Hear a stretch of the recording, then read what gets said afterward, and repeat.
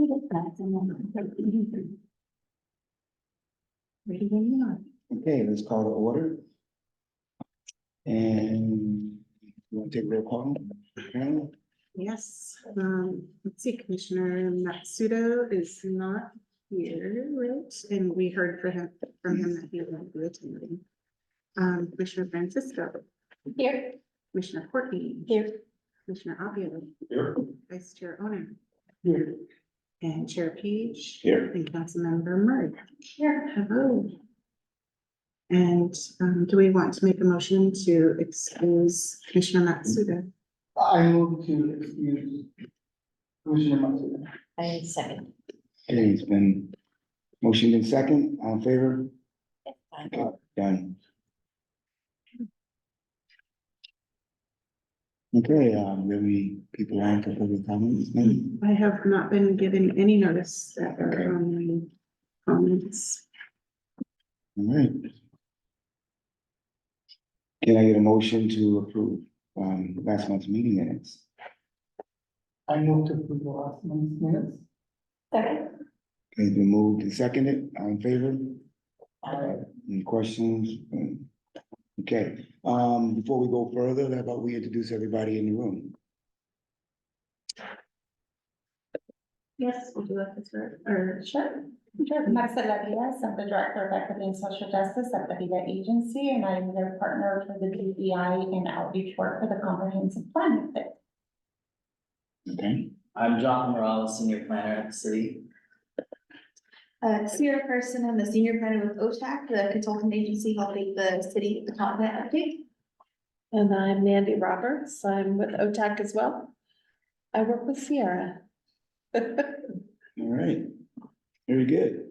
Then with those, welcome again. You know, it's always a pleasure to have you all updating us. Unfortunately, Scott isn't here, because we're gonna put him on the spot so that he can like jump in and ask some things as y'all were talking, but your job was coming, so that's why he's not here. No, he had another board meeting that's going into the night.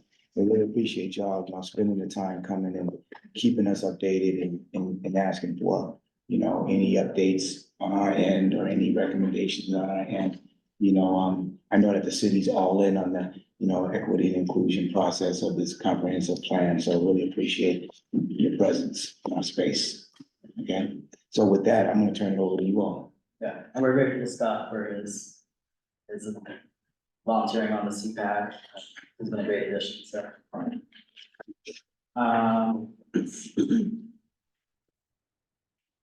So yeah, I want to introduce myself again. Senior Planner, Project Manager of the Comp Plan Update Project that we're calling Vision 2044.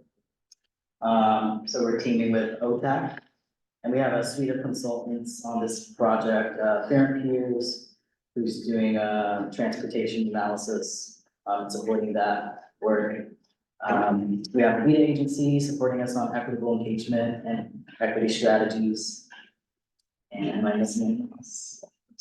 Oh, and Leland Consulting Group, who's helping with any housing analysis work for the project.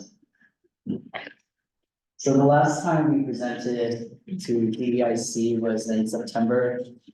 And at that meeting, we brought forward some of the tools that we're using to embed equity in the comprehensive plan update process. So specifically, some regional tools that are available through the Puget Sound Regional Council that we're using. And we also presented the community profile as well as preliminary results from the community survey that we had, which recently closed in November.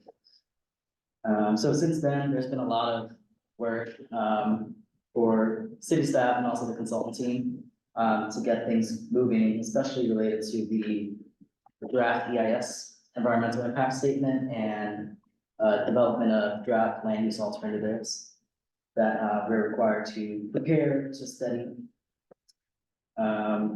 We've also been working on goals and policy review for the land use, housing, environment, and recreation parks and open space elements. So that's been ongoing with CPAC, the Comprehensive Plan Advisory Group, as well as Planning Commission. And we're bringing forward policy statements to Planning Commission on environment and rec and Parks, this coming Monday, so we'll be distributing that. We've also worked on updating the existing vision statement, which I think we presented last time as well, but we realized there's been a lot of feedback from community in the survey, so we did an exercise with the planning commission to update the vision statement, and so we have a recommended vision statement that we'll present to you today. We're also gonna bring it forward to the community at the upcoming open house. We'll have more on that later. And then, yeah, as the project progressed, we realized we really needed some support on equitable engagement. And I think that was the catalyst to really bring the lead agency on board, especially with the work they're doing currently with the equity strategic plan, which is for the overall city. So we also have a draft community engagement plan, which is an update to the public participation plan guiding this project. So that it's more targeted, some more targeted engagement strategies and specific to groups that we want to make sure that we're reaching. So I think with that, this is the agenda. I'm going to pass it on to Sierra. Good afternoon or good evening all. Thank you so much for having us here to give this presentation tonight, just to give a quick update on, thank you, Jonathan, for the quick update on everything that's going on. We picked sort of 3 different topics tonight to sort of have a discussion and get feedback from this group on as we move forward with the content development process for the comprehensive plan. Places where we feel like this group, lends some expertise on guiding the comp plan process. So the first point is we wanted to give sort of an update on where we're at with engagement. You've heard sort of a lot that Jonathan's been saying about where we've been going. But we have sort of a short list of approaches that we're using for engagement over the course of the spring. We have brought on Vita agency and Marcella and her expertise in targeted engagement for the comp plan group, for the comp plan project, and she'll be giving more of a deep dive into what that looks like in a few minutes. We're planning a public workshop series this spring as well to get feedback on some of the policy goals and policies coming forward on the comp plan, as well as on that draft vision statement and also the sub-area planning process. Part of our approach is also to coordinate with this group to get feedback and coordinate on engagement and the policy work on the comp plan. So working with the DEIC group is part of our engagement effort.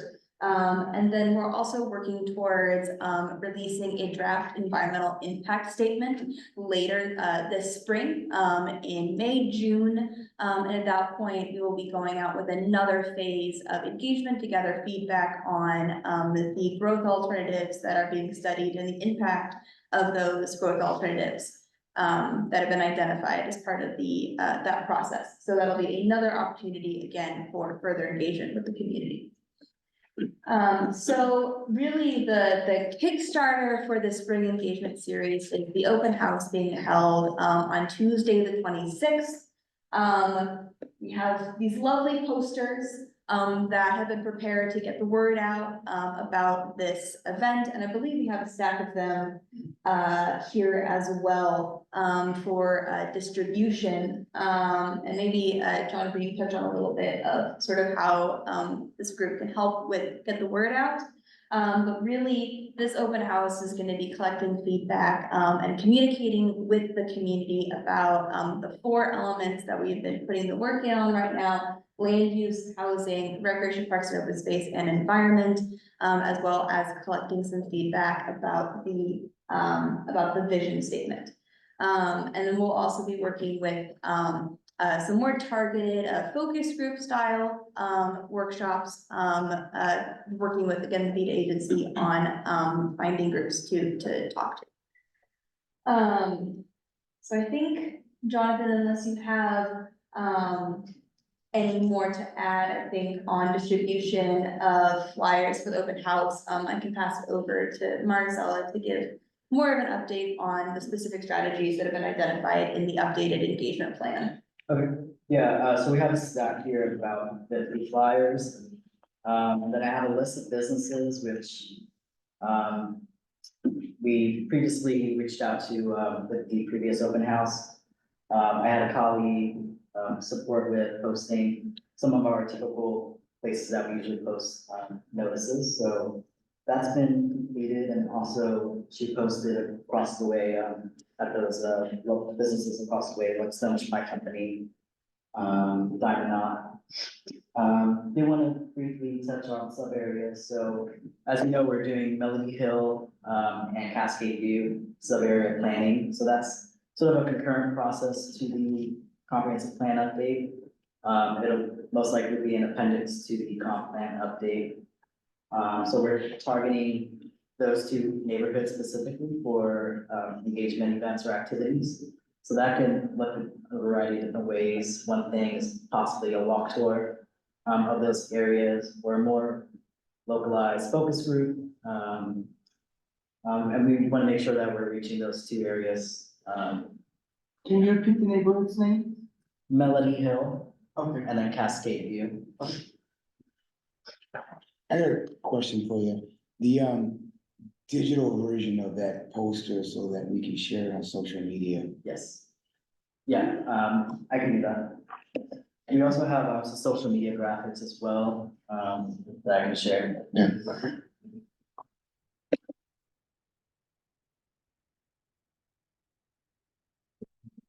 I feel like I haven't seen it in MLT News. Is that, has it been posted MLT there? News went live, I believe yesterday. Okay, Yes, and Peach Jar, we submitted the flyer through Peach Jar, so that reaches the 4 schools here in Mountlake Terrace. And I believe that went live as of 5:30 this evening.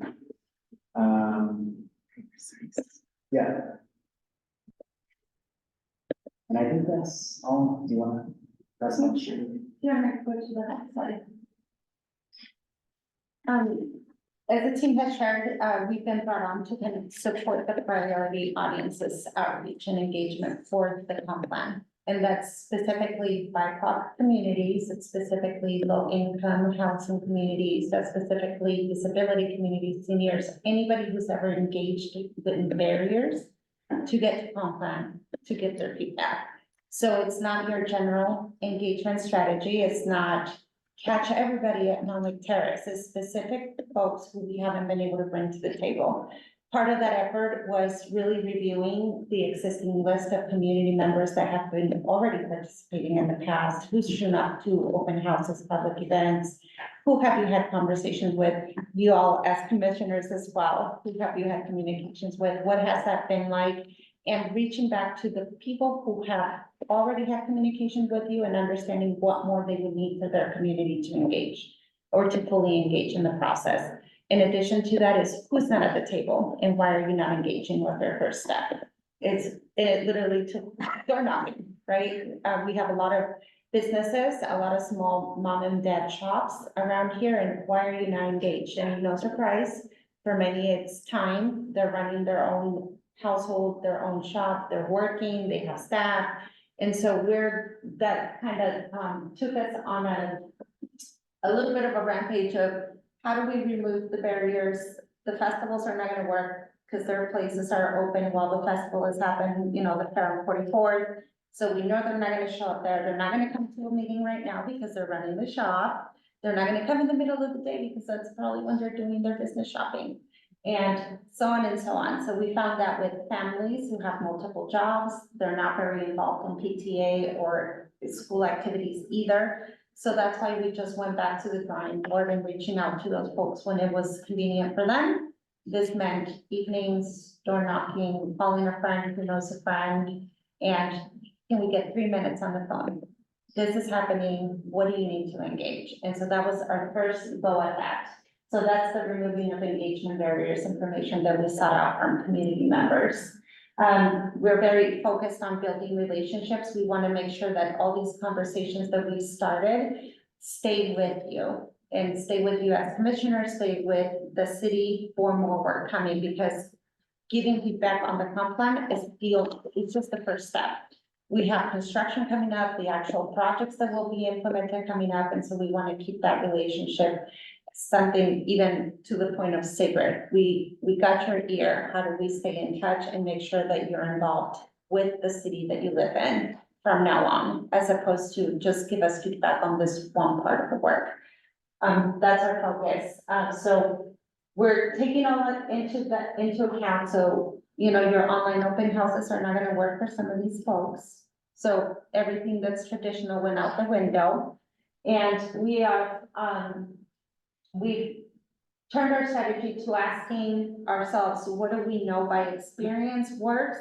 And then checking with community. So nothing, so we've made some educated assumptions at first and scratched many of those.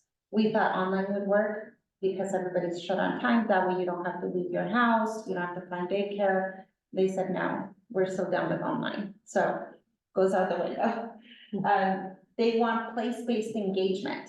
That means they want us to talk to them where they shop, where they do their laundry, where they're already gathering, right? So this means that it might not necessarily be like a 2-hour workshop where we have the rollouts out and whatnot. That means that we're gonna have to hone in on really what we need to know from community versus what we wanna know. And that's usually where we run into trouble, right? Because we wanna have so many conversations.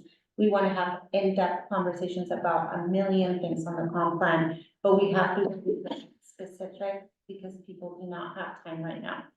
They've made that very clear. I could give you like 10 minutes. What do you want to discuss in 10 minutes? So what's crucial to the comp plan? What is the crucial information is where we're gonna focus. They want a mix of digital and print media, and you just asked for a digital flyer, even though we brought you print flyers. It's just gonna be a mix. Everything has to be online and has to be print available. And not print available, like, say they ask for a copy of a strategic plan. We can't say, oh, you have to wait a week before we can print that for you. Print available means that when it goes online, it's in print available here to distribute. So things like that, everything has to be rolled out at the same time. So that goes for materials and information. They've also asked for transcreation. And I wanted to explain a little bit the difference between transcreation and translation. Translation is like Google Translate. You just take the text, you plug it in, and then it gives you a direct translation. And a lot of this terminology that we're using with the comp plan in any language that is not English, it doesn't actually translate well. For a project, I'll give you an example for the West Seattle Bridge closure. I'm sure everybody has heard about that. They decided for a notification to use Google Translate, and we were getting phone calls, like a million phone calls saying, why are you telling me that my squirrel should be riding a scooter instead of carpooling? That's what it translated, right? Because the terminology doesn't exist in many of our countries. And so we have to really have experts who work in the field of comp plan development or in transportation, depending on the field that you're in, who English is their second language and are used to the terminology here and can find the right language to use on flyers. So it's not a direct translation. So that's transcreation, and that's what they're asking for is, you know, we try, if you just say comp plan, no clue. If you tell them, we're gonna make, you know, we're planning how the city's gonna grow, and it has to do with all the buildings that are gonna go up, all that construction you see with transit. And so it's a longer explanation because terminology doesn't exist and engagement doesn't exist in our home countries. An engagement process is not something that we're fully in. Our governments do not do this, so this is all new to them, even coming to them with these questions is new. So it's a huge culture change.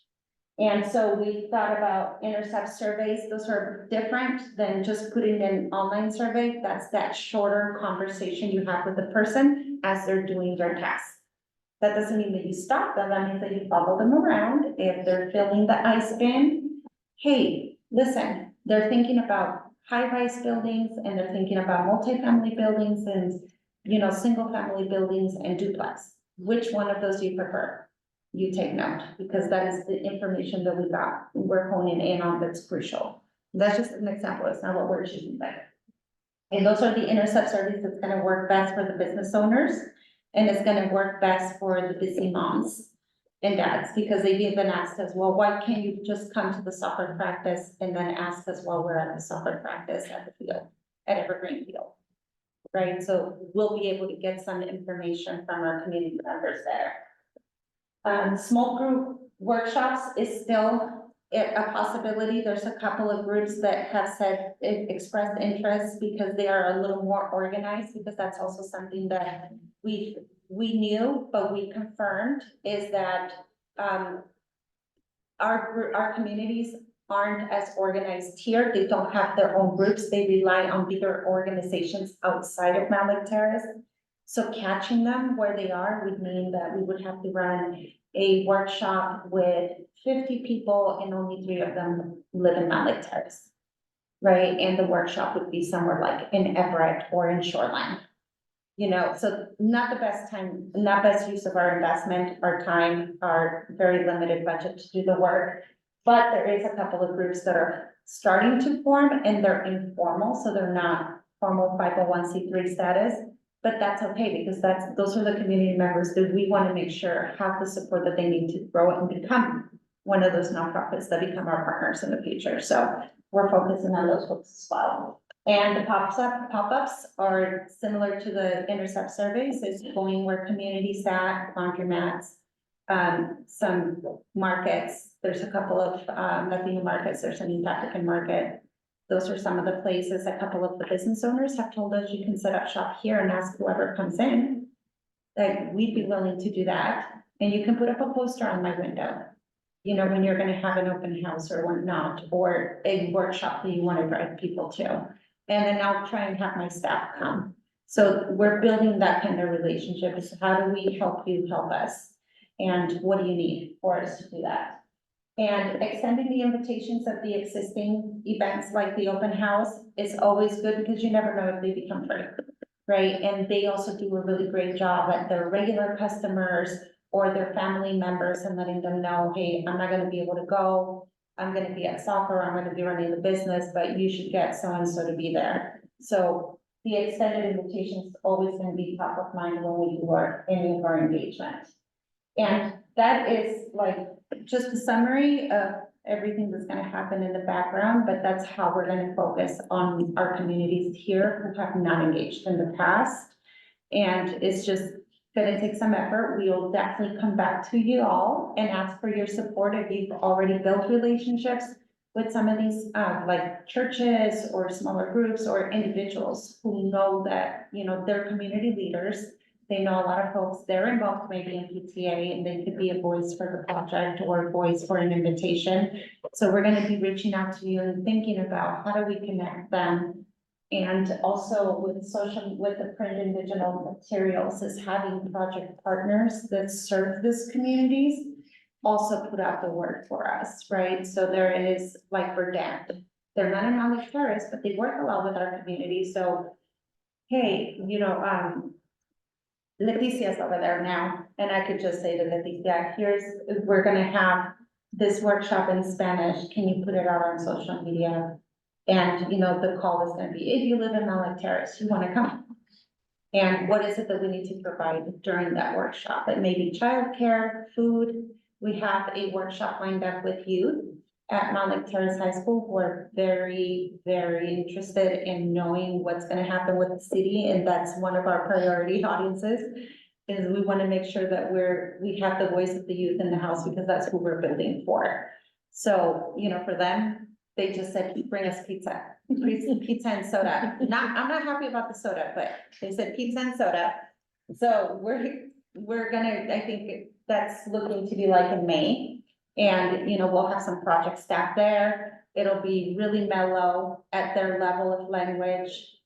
Some print materials that they can look at so that they understand what a multi-level housing structure looks like versus a single home, and look at space and understand all the transit stuff that's happening, and be able to identify the parks and understand, do you use this park? Do you not? Why? Or is it because you're just in school and you're doing your own sports things and it's in different fields all the time? Or is it because you just don't see this part is fit for you? So just having that level of conversation, and then it'll be all of our jobs to turn the feedback that we receive in normal conversation into the technical language that we need for the actual complex. And that was a lot. So do you have any questions? What percentage, and I think I saw it somewhere, I know it's somewhere in all these emails or whatever. The percentage of people in Mountlake Terrace who are renters versus homeowners. Oh, that is in there somewhere. It's high. It's very, and it's getting lower. And the reason why I'm asking that question Uh-huh. is all of the different things that you're working on in the language that you're that you're going to use for these various groups. Is there a different language, different question, almost even a different agenda for those who are renters, are gonna be renters, gonna stay renters versus the conversation that you're having for homeowners and the conversation you're having for hopeful homeowners who wanna be homeowners in Mountlake Terrace? So we haven't done a specific renters only approach, only because almost every single group we've talked to are renters already. Hmm. So we are having that conversation about, it's been a little bit of bringing them up to speed and letting them understand why, even if they're renters, they need to be involved in the process. Because they did originally, the original response was like, well, I don't own a house. So why does this matter to me? And it's like, well, how many times has your rent gone up in the last 5 years? All this development also causes your housing prices to rise. And then that means that other bills are gonna rise. And then they're like, oh, okay, I get it. And one of the things that was important is initially we were talking just about the comp plan, specifically the name comp plan. And what we've done is remove that to say CD planning. And that's gotten their attention. Yeah. So we're not, when I'm out having the conversations, I'm not using the comp plan. I'm like, do you know that the city's planning for all this transportation stuff? That's the key. Because they see the transportation changes, so they understand that that means that there's gonna be a change. Right, even though the community transit station and the light rail have nothing, are not part of the comp plan. That's what they see visually, because they don't understand that something is happening if they can't visually see it moving right now. Because we don't have cones out, right? We don't have big posters or landmarking places saying we might build something here. So it's not real to them unless you tie it to something that is real. And so we're lucky that we have both of those stations. And for the majority of the people that we've talked to, it's very real for them that their rent has already gone up because of those two big transportation projects in the area. So we've been removing the technical language, which is something that we always do anyway. And we're like, do you know that the city's planning to accommodate the big transportation plans that already happened? And then they're like, oh, so there has to happen more has to happen. And I'm like, every city plans. And every city plans way in advance. So yes, it's happening. So we need your voice. We need you to come. We need you to pay attention. How do we get to you? You know, I think it's good that you're not saying comp plan versus city plan, and I'll just give you an example. It's kind Yeah. of funny, I guess.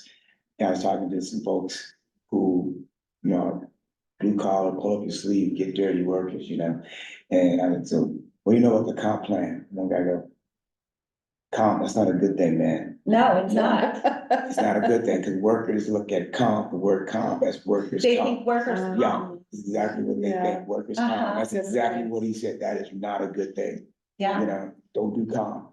No, He said, it's just like the city has to plan. Yeah. The city has to plan Yeah. services, the city has to plan how we're gonna grow the road, there's more people, the city has to plan what we're gonna do with all the empty lots. The city has to plan how we're gonna make the parks better. Yeah. And then when you start setting examples, that way is when they're thinking about it. And with the business owners, it's been like your lease might go up. You might be losing parking spaces for your business. Have you thought about that? And then they're like, oh, no. And I'm like, it's all part of the planning.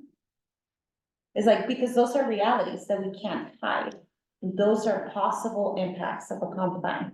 Those are possible impacts of any new structure, right? They've already lost the grocery because these are very real things for the community. The Larry's used to be there, or Rogers. Rogers, yeah. Rogers, I used to shop at Rogers, Mhm. right? So it's a very, everybody still remembers there was a Rogers there, right? And even, yeah, no, and you know what, and it's funny because even my daughters who had never really paid attention. They didn't notice when the Rogers wasn't there anymore, but now they notice driving by that because the Rogers is not there anymore, the little gas station is no longer in function. Cause they knew the lady, right, Miss Kim. Cause Miss Kim would always say hi.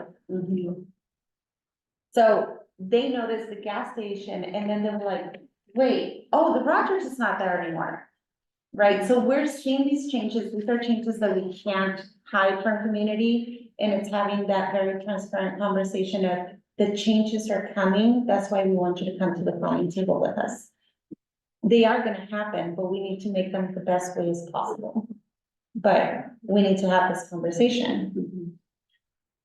So to answer your question, William, 47% of people are renters. That's what I thought. And Something that was like from 2020, so it's Okay. 4 years old. Yeah, I think it's higher now.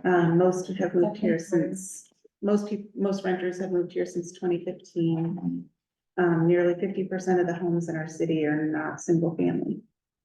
And new statistic, I just learned this week, Mountlake Terrace is the second most dense city in the state. Yeah, I knew that. Yeah, Mhm. I'm not surprised. Who's the first one? Yeah, Wow. So 50% of homes are not single family? yes. Where are the buildings? Does that take into account like Airbnbs? Like the short-term rental I don't versus the know about longer term? that. I don't think so, it's just, we that's wouldn't not- really know, would we? Cause that type of We have home, track, Yeah. short-term rentals. yeah, cause it's not livable, it's not like a resident, it's with the short-term housing. Rentals like that. It's just based on the number of units, is the data. How It's about a from- house? Oh, go ahead. It's from this, The census? census thing, yeah. How about, do you track like people who rent a room in their house to people? There are people who rent rooms in their house out to people. Is that tracked somehow? That's not tracked either. A lot of times they don't know who is. Well, I know that's true Yeah. in a lot of cases, yeah. That's a conversation we're having though about, do you wanna track short-term or have a policy around like short-term rentals? Cause it might be a thing, as light rail comes in, there's gonna be a demand possibly of the people that are visiting Seattle, wanna, find a place to stay, and there's light rail 20 minutes away downtown, But there are people that live fairly long-term yeah, in a room, in a house that they rent. right. With the Airbnb, isn't it already tracked, because don't you have to file as a business? Yes. Yes. So we have like, rental business licenses that we keep a record of. But, I guess that's. So what we- some of it can Yeah. be tracked. Right. Sometimes Yeah, there it's is. just the What I'm thinking data is that, the source that we Yeah, got the from source is the this- from the census. census, Mhm. and it didn't have that, yeah. You know, one of the things I was jotting down, when he's talking about the partners and whatever, and one of the partners, potential partners, maybe you're already on this, I was thinking of, Primera Insurance Company. And the reason why I thought of them is because whenever I'm in any type of medical facility, the people that you see that are cleaning or doing all of the labor work Yeah. are the people that you guys are talking about, you know? And they're the ones who are never engaged in any of this, you know? But they are always, if you listen, you know, it doesn't matter where you are, Fred Hutch, Swedish, whatever, they're talking about their lives. Yeah. You know what I mean? And I was sitting there thinking, you know, if we don't have a partnership, I can only imagine how many Mountlake Terrace people work over there that fit into that category. You know, that they're cleaning, sweeping, taking the laundry, doing all that stuff. And if you had Primera helping to sell this idea of filling out the survey and explaining to their employees why it's important to them. You know, I don't know, again, don't know if you're talking about you going out and doing that, but let them do it. You know, teach them how to do it, let them do it, because the employees are gonna listen to who's signing the paycheck. You know, and it's in their benefit. And I'm just using them as an example because they're the biggest dog in town. But it's in their benefit to sell this to their employees, or their employees are gonna leave town and go somewhere else and work. You know, We so have just a two, thought, we have 2 planning commissioners that work at Premier. you know what I'm We might saying? be I able to mean, reach out. you walk through the halls, you see those people, Good. you know, sweet. Yeah, you there's a walk lot through the of halls, you see those facilities, people. Kaiser, I think is within Mountlake Terrace Mhm. as well, the community health plan clinic. Right down the street from all those There. apartments, so where do you Yeah. think those people are working? You know? Exactly. Yeah, that reminds me for Bainbridge, there was a comp plan and the people we weren't hearing from were workers. And we literally took to the ground because the employers didn't want to participate in this case. But because they were grocery stores, more predominantly grocery stores in Bainbridge. And so we did the intercept surveys, literally followed around, you know, as they're putting out the produce. Doing that at the coffee shop, we would buy a coffee while we're getting our coffee, we're asking the questions, we're filling it out, but not always. The employers aren't always as happy as we think they would be to distribute it, but I think it's definitely worth a shot.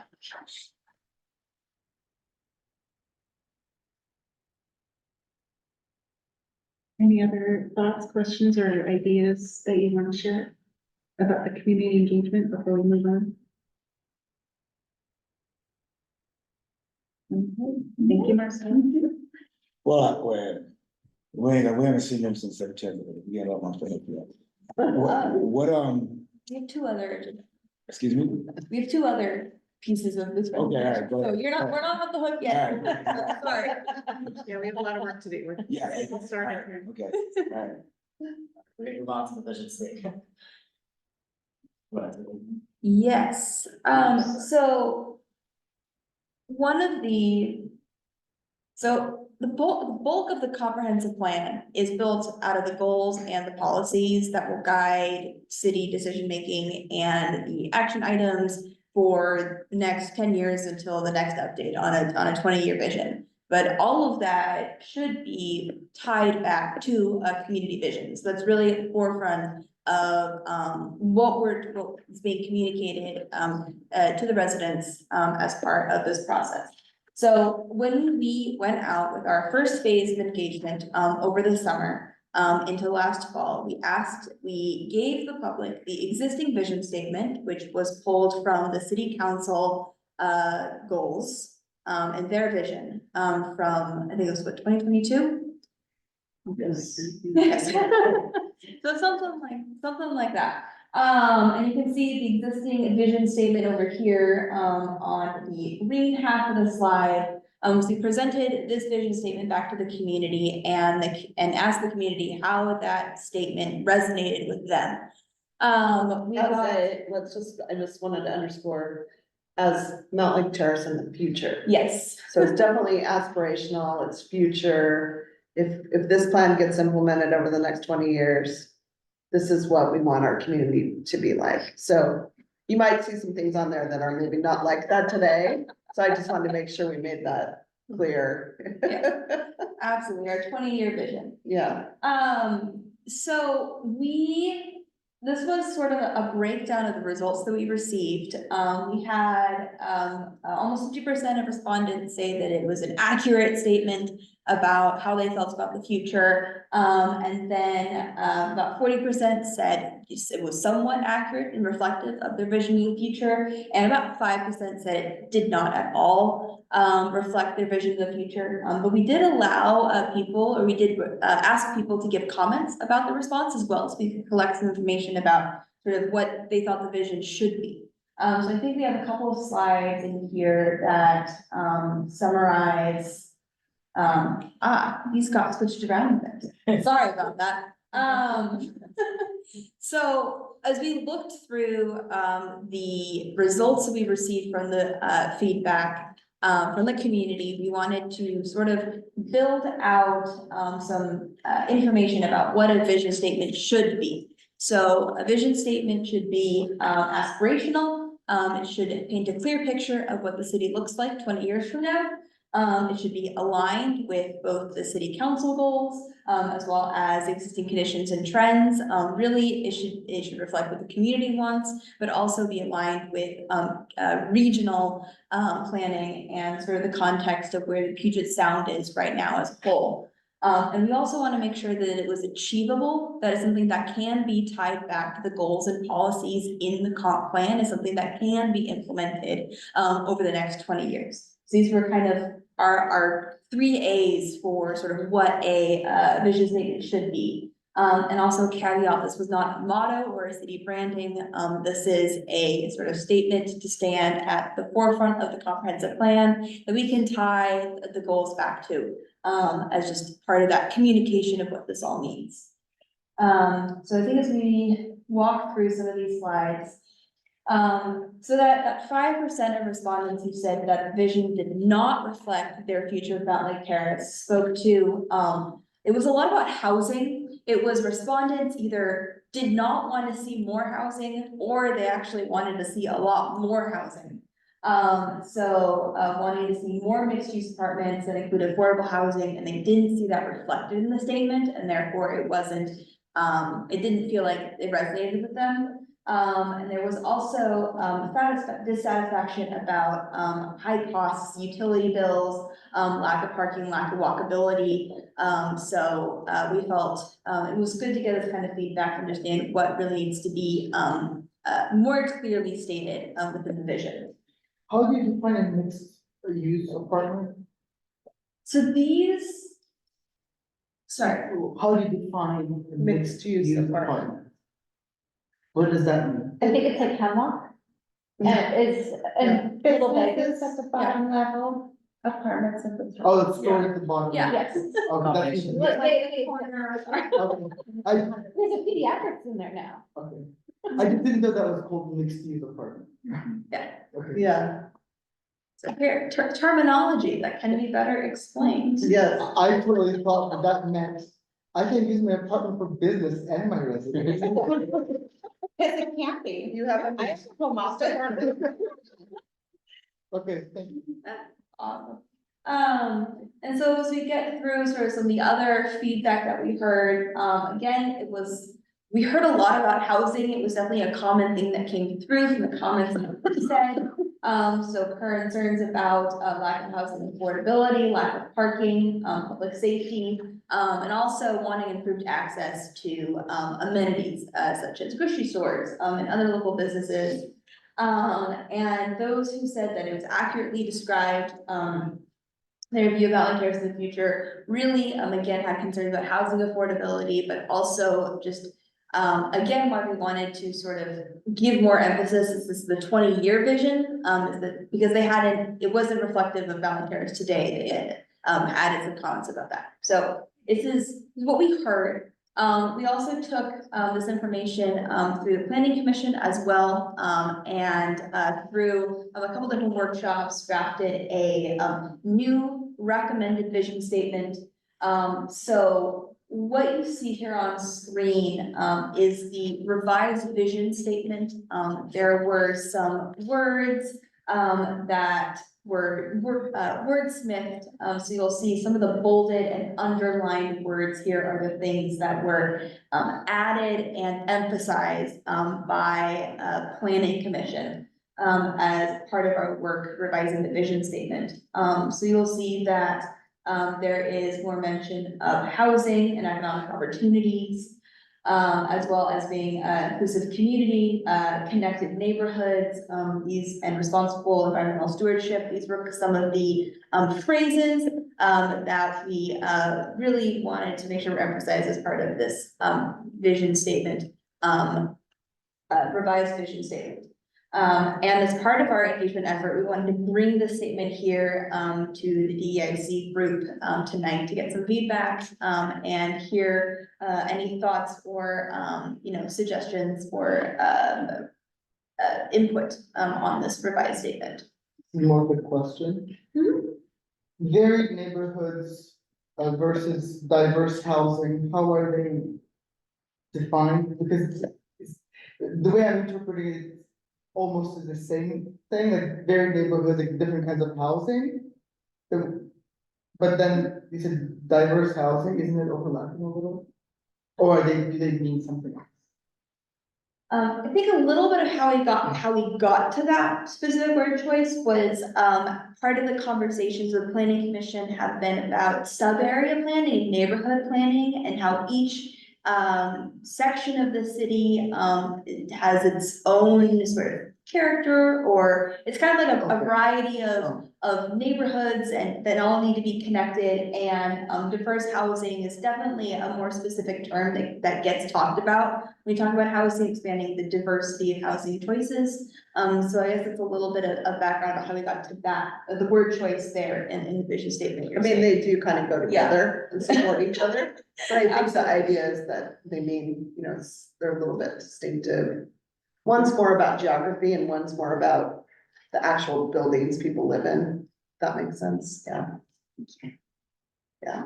Well, on that same note, what do you mean by connected? Because when I first read connected, first thing that I thought of was, then you can get to one neighborhood to the other because it's easy That's to get to. definitely. Or are we talking about, but as listening to this conversation, I'm asking myself, does connected means that neighborhood,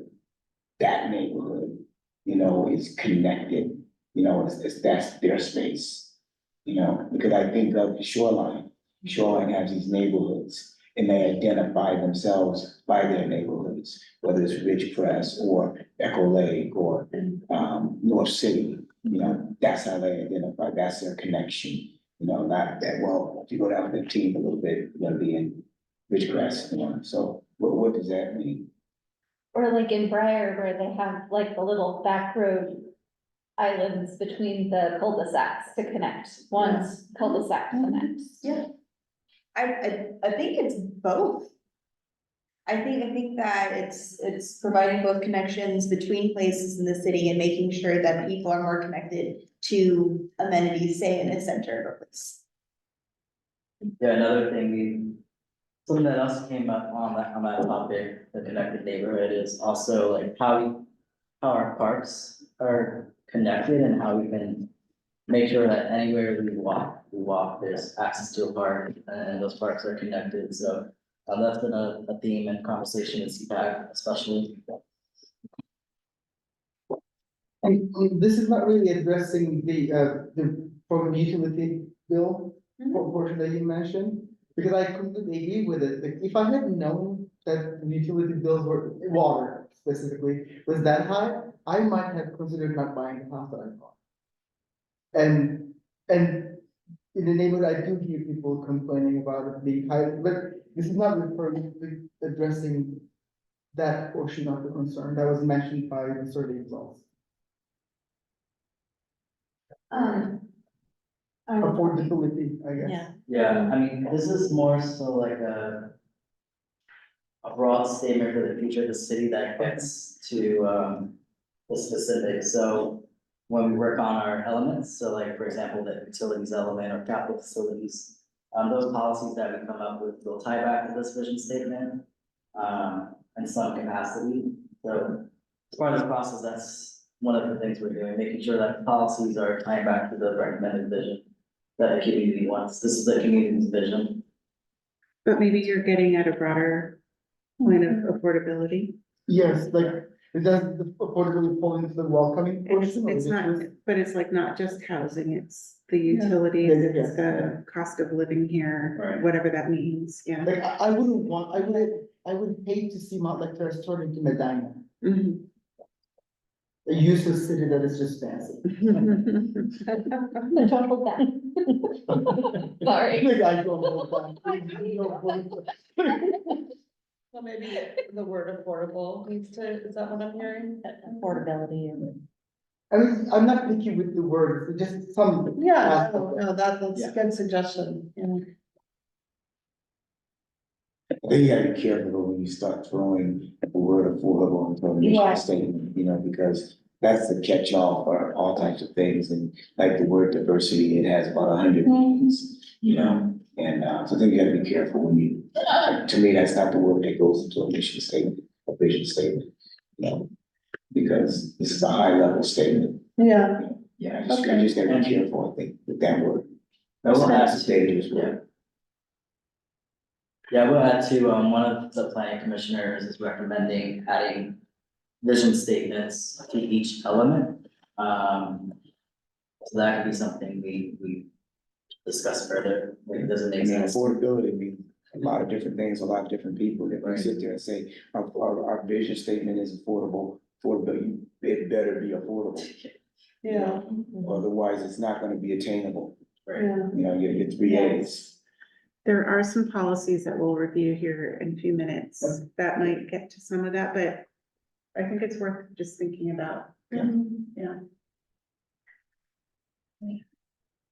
any other questions or comments? All right. So as you move from the vision for the comprehensive plan to the bulk of the plan, which is again, those goals and policies.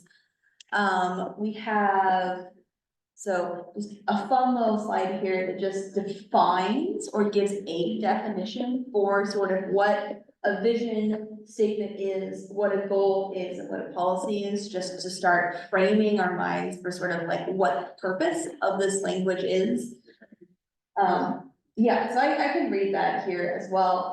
So the vision, which we were just talking about, provides an aspirational overarching direction that describes a desired future state. So, you know, what is, Mountlake Terrace going to be like in 20 years? The goal, is a broad statement of purpose that defines what the community wants to achieve. And then the policy, which is what we're gonna be discussing in more detail tonight, is a clear statement guiding a specific course of action for decision makers to achieve a desired goal.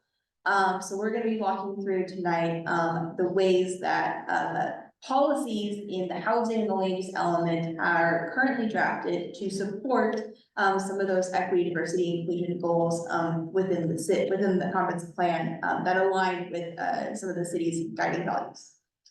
So as we walk through some of these slides, last time we were here presenting on the comprehensive plan update, we went through several slides that described how regional guidance from the Puget Sound Regional Council, which is one of the bodies at just a multi-county level, providing information for cities on updating their comprehensive plans. Suggested, has guidance on how to include equity as a sort of core value into all the different elements of the comprehensive plan. What I've pulled out here is what we presented last time, just to give a refresher. But these regional collaboration, growth and development patterns, and housing are three of the elements in Vision 2050, which is where this is coming from. Some of the, that's a little jargony, so I apologize for that. But really, we wanted to make sure that under regional collaboration policies on access to opportunity to address past inequalities, access to opportunity, inclusive engagement, addressing health disparities, were all included in the land use element. And then under housing, that we're including policies on residential displacement, home ownership with a focus on historic inequities, and racially different impacts and inclusion are all being incorporated into housing. So as we walk through these slides, I think on the next slide here, I guess we have a couple here. But basically, we'll walk through a table that kind of shows how those overarching topics are being integrated into the comprehensive plan policies. So like we said, we were talking about housing, land use and housing tonight, so we wanted to give just a some information on the purpose and the background of these two different elements and how they fit into the overall comprehensive plan. So the land use element, the purpose of this is to define how different areas of the city should be preserved or changed over time. This is the element that guides the overall land use designations for the city. And by doing that, it identifies where housing and businesses will go in the future. And includes goals and policies that guide city growth over the next 20 years. And will include a future land use map that shows the vision for future land use for the city. And we also, as part of this update, will be including goals and policies relating to equity, being a welcoming city, and healthy communities. These are all topics that are being incorporated into the land use element. Next slide here. So far, as we've worked with CPAG and city staff and planning commission, we have 5 proposed draft goals to guide the development of the land use policies. They're up here on screen. So goal 1 is to create a sense of place throughout the city to enhance livability, promote healthy communities, and integrate health and well-being into the planning process. This is health and well-being, livability, quality of life. Number 2, to encourage a cohesive land use pattern and transportation network that promotes mobility, provides transportation options, and enhances access to goods and services. So making that connection between land use and transportation, the connection, what does that look like throughout the city? Number 3, to ensure growth targets can be achieved by providing for the diverse needs of residents and businesses. So ensuring that we are both meeting the regional need for housing as well as meeting the local need for housing opportunity when it comes to and businesses when it comes to what is happening in land in the city. Number 4, to balance development and growth in the city to protect natural resources, the balance between where you're putting development versus where you're protecting natural spaces and critical areas. And then number 5, to coordinate with applicable agencies on matters of growth to ensure legal requirements are met and adequate facilities are available. So again, that connection between land use and our facilities and utilities and our regional neighbors on matters of growth.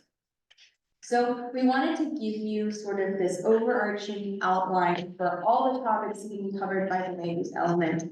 We're not here tonight to talk about every policy in the element, but on the next slide here, we wanted to highlight the policies that have currently been drafted to support that regional equity guidance. So there are 6 proposed policies under the land use element between supporting goal number 1, which is our goal on healthy and welcoming communities, and then our goal number 3, which is about providing for diverse needs of residents and businesses. And basically what we wanted to walk through today was to both present this information and show this commission sort of the progress and work that's being done on these topics. And then also on our next slide here, we had, I think, a guiding question for our discussion is to review sort of these policies and then to discuss if there's any other concepts or areas of focus that the commission would like to see incorporated as policy into the land use element. So. I'll go back to the policy. Yeah. So, can everyone see the text on the screen up here? Yeah, okay. So we do have 6 policies here addressing health disparities, inclusive engagement, and access to opportunity.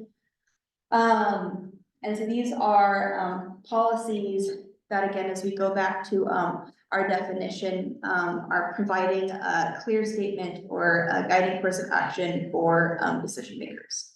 So providing that basis for making implementable actions as part of the next phase of work. I think to go on your utilities question, possibly 1.6 might speak to that a bit, like consider impacts to historically marginalized communities by developing city regulations and steps to mitigate potential displacement impacts and harm.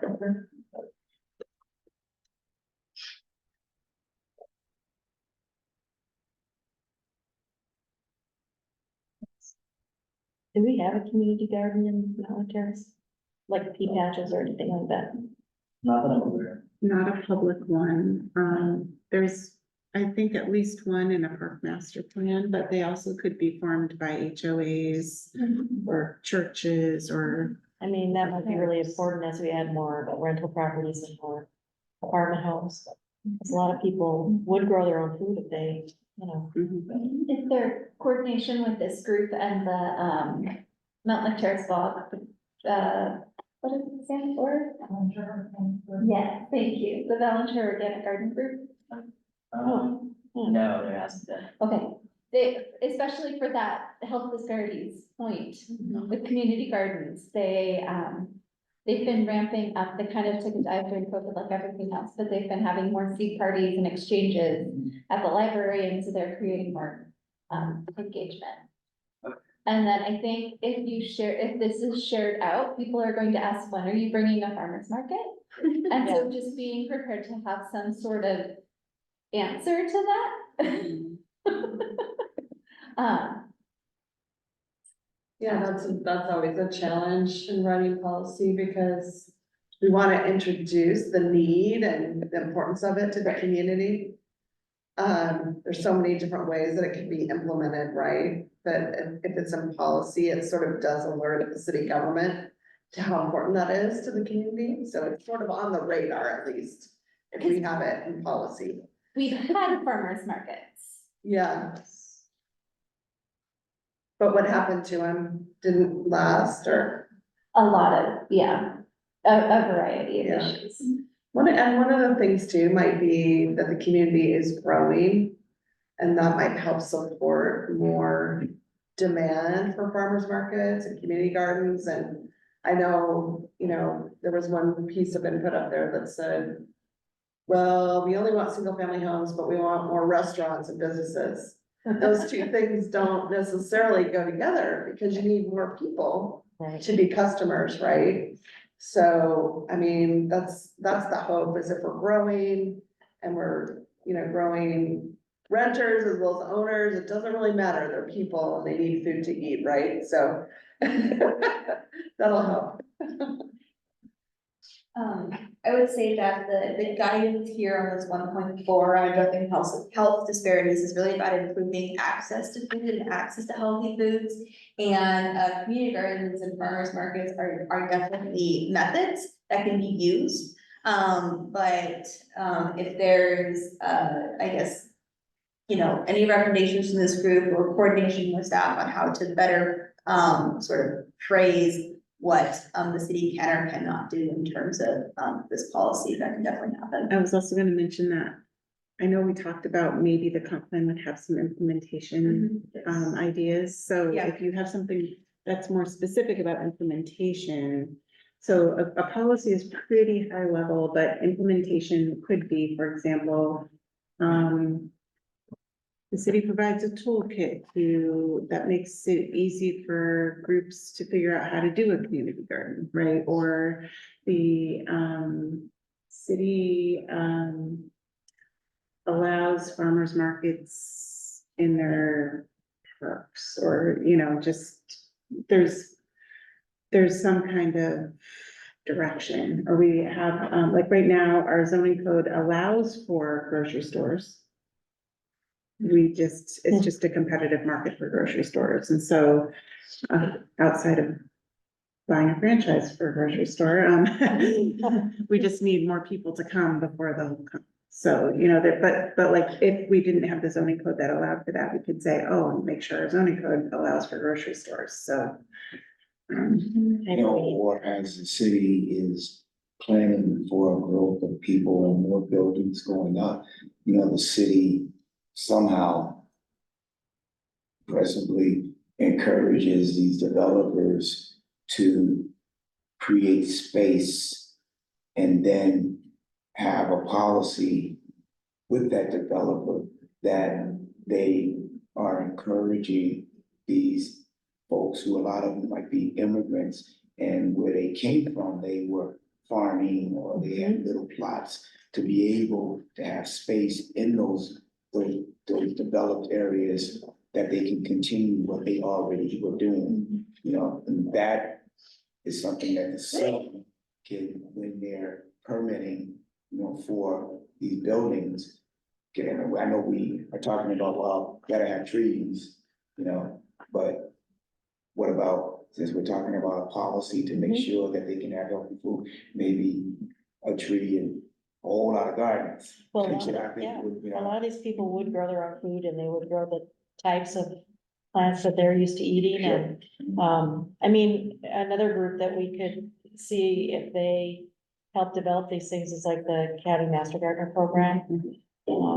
Yeah. You know, that kind of a thing, but, it's like when you have a lot of density, it's like in Britain, they have all these allotments, they call them, because they have a lot, really high density there, and people are on waiting lists for those allotments, you know, because it's a really popular thing, and I think it is another way for people to not only grow their own food, but it's a health thing, just getting out and doing things. Yeah.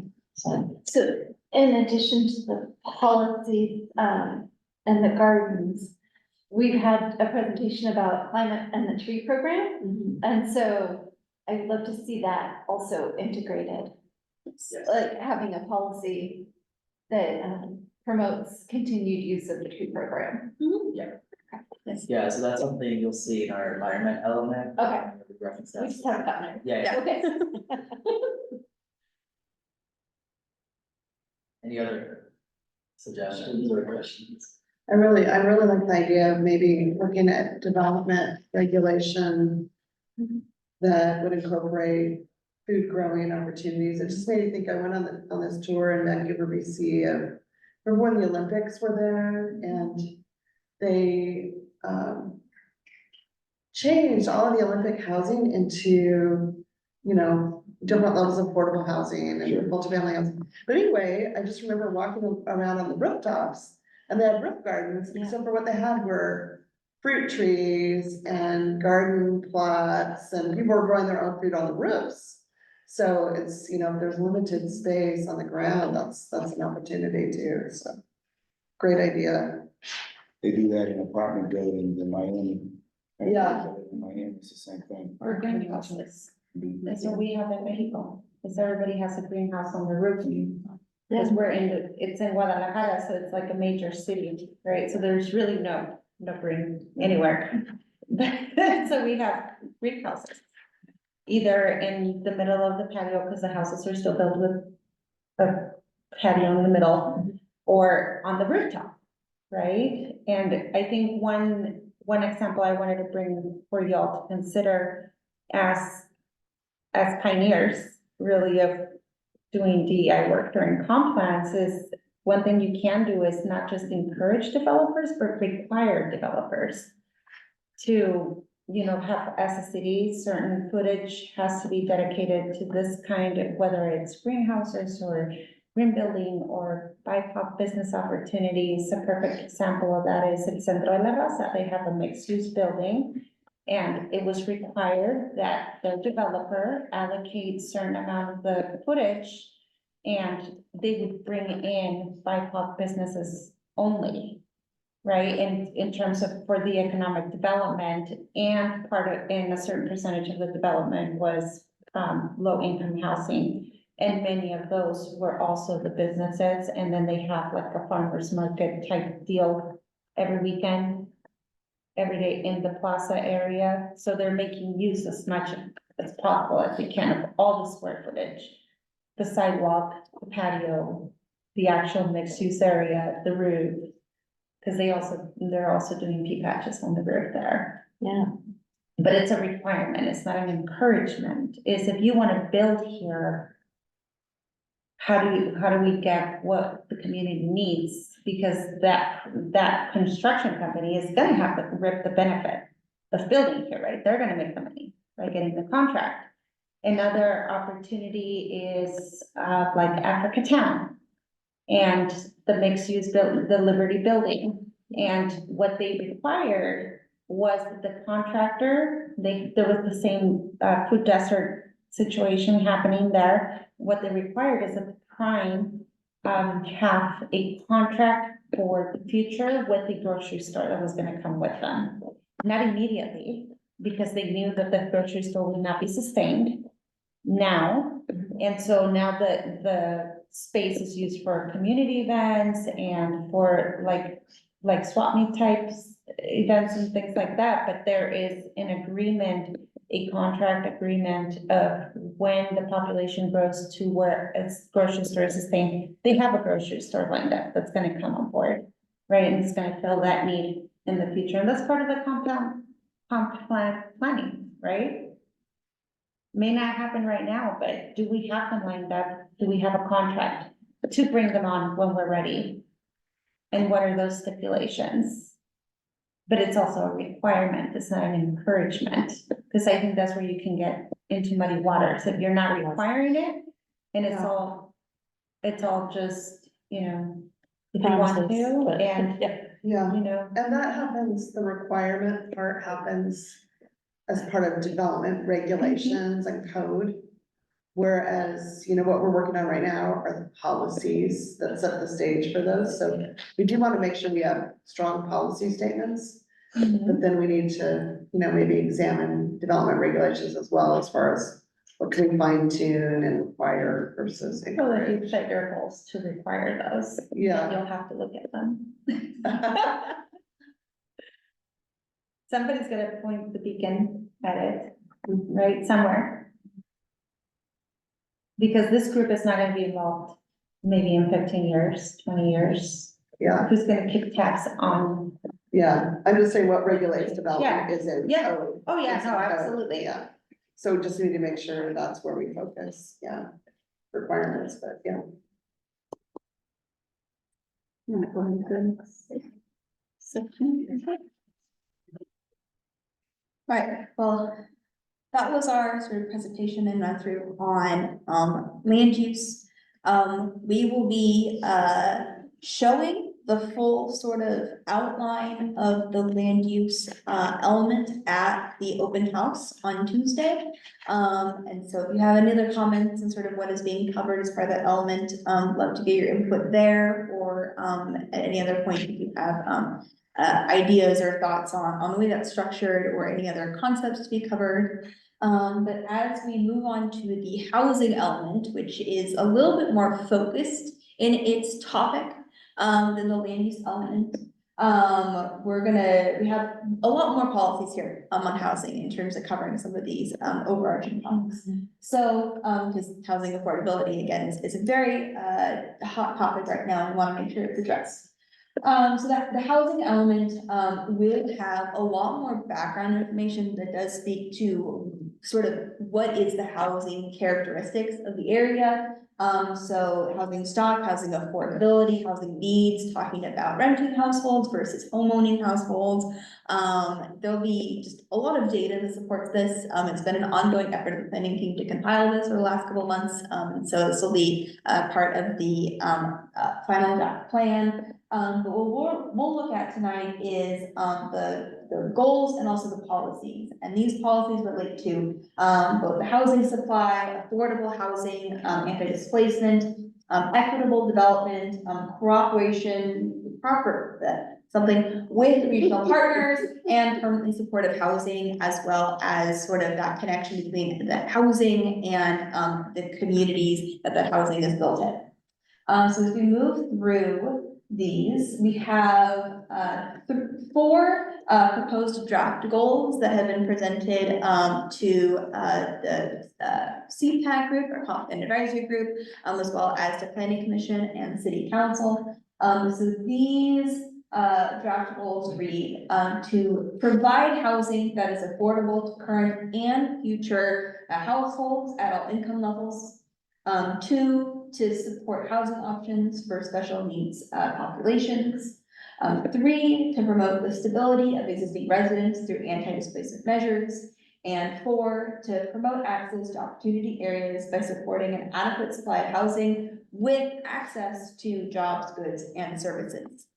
There is quite a bit of regulation around from the state on what needs to be put into the housing element, as well as addressing, racially disparate impacts and, just opportunity and access to housing. There are some specific definitions on how, affordable housing for all income levels is defined. And that's something that, as part of the background analysis in the plan, there's a separate work that's being done to show sort of how the city has capacity to meet, the need for housing at all income levels. So there's additional background analysis on that, that we're not presenting tonight, but that you will see as part of the full draft plan. So as you move forward through this presentation tonight, we have 2 slides that cover all of the equity-related policies in the housing element. Again, with sort of tying back to what sort of overarching topic do they tie back to from the regional guidance we looked at before. So we have a number of policies under, I think, all of the goals that relate back to addressing health disparities, addressing access to opportunity, and I think there is, maybe one more, I think it's an access to opportunity. So, and also inclusive engagement as well on this one. So sort of similarly to how we walked through the land use element, really what we're looking for tonight from this group is sort of, do we have any thoughts or feedback on the language or the way that these are written, the topics that were being covered, any thoughts or ideas on implementation items or things you might want to see come out of some of these policies. I think we can probably walk through a bunch of these slides. You'll also see that the policy in the housing element is a little bit more specific than the one from the land use. So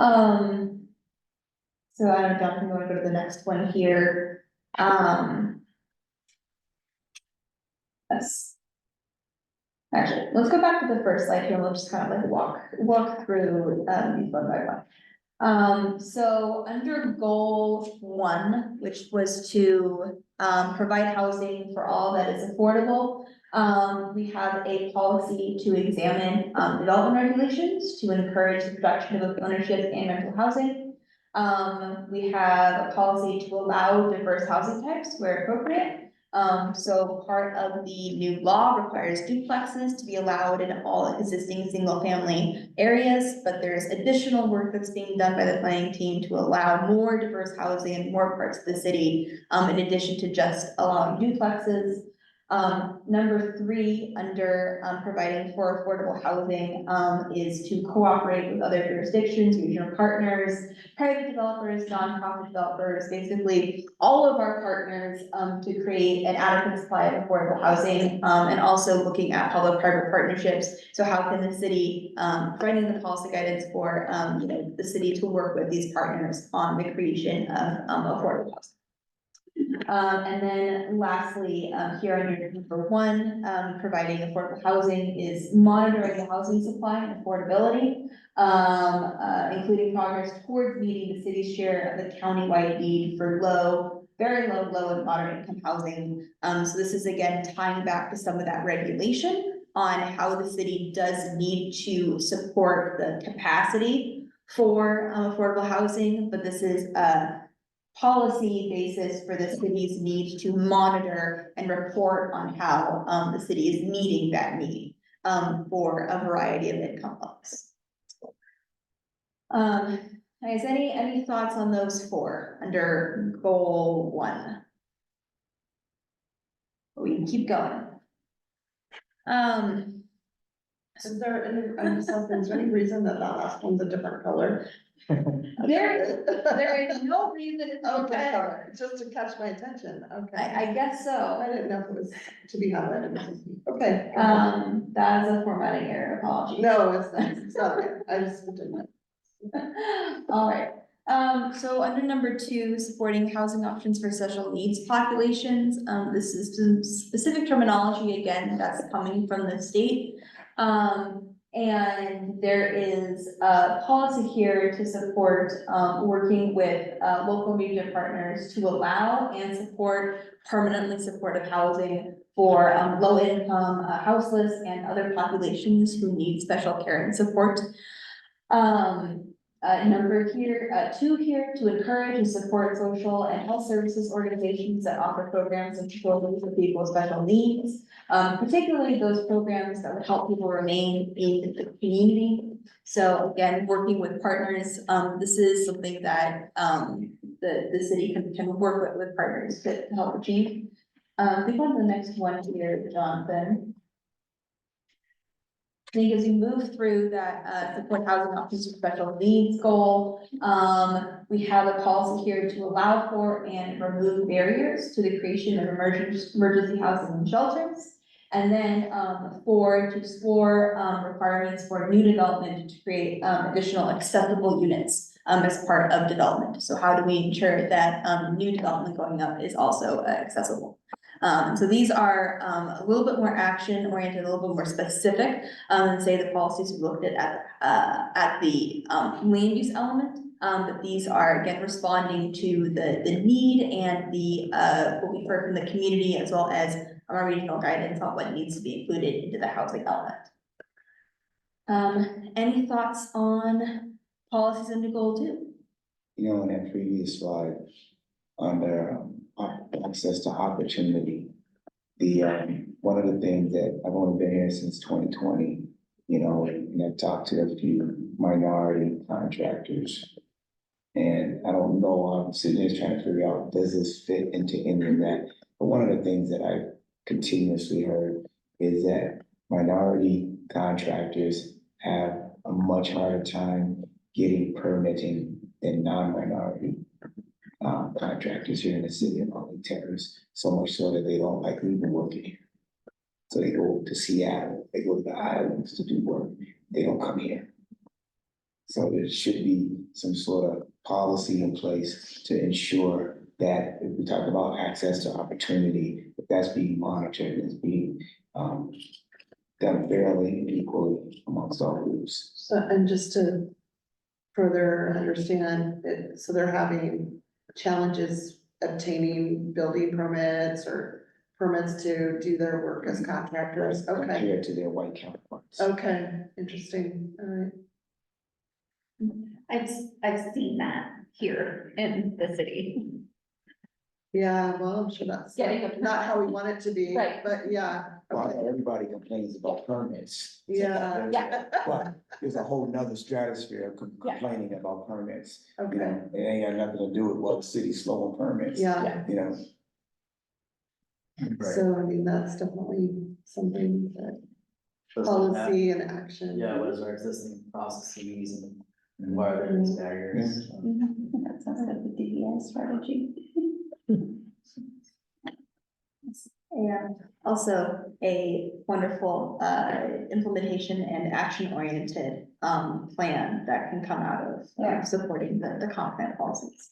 I do know, I don't think it's listed on the slide here, but I do know that we have a policy about creating a more efficient and effective permitting process. So I think that's definitely something that can be elaborated on to include some of those concerns and make sure that there can be steps made to address. All right. So as we move on through sort of all the policies we're showing here tonight, on housing, number 3, promote the stability of existing residents through anti-displacement measures. So we have 3 policies here. I think there really only are 3 policies under this goal, so this is sort of highlighting everything that is currently written. So number 1, evaluate strategies to encourage equitable development and mitigate displacement to protect housing stability for renter households. There are a number of strategies on this topic that are also being evaluated as part of the plan and as part of the housing needs assessment that is going along with the background information for the plan. So, if there's any questions about that, probably provide more information at a later date. Number 2 here, to promote the city's rental housing safety inspection program to support safe, healthy, environments for renter households. This is actually a policy that came out of our conversations with the CPAG group.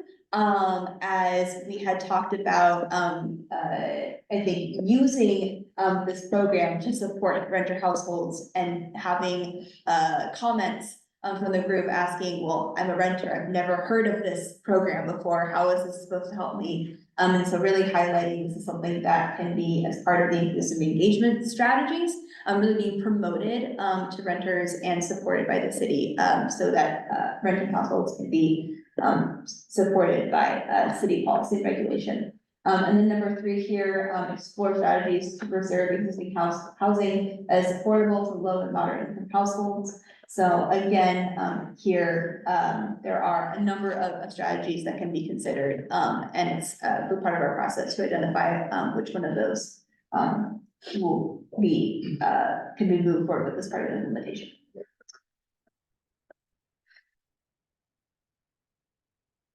All right, and if there's no specific questions on that, as part of our 4th goal under housing, promoting access to opportunity areas by supporting an adequate supply of housing, with access to jobs.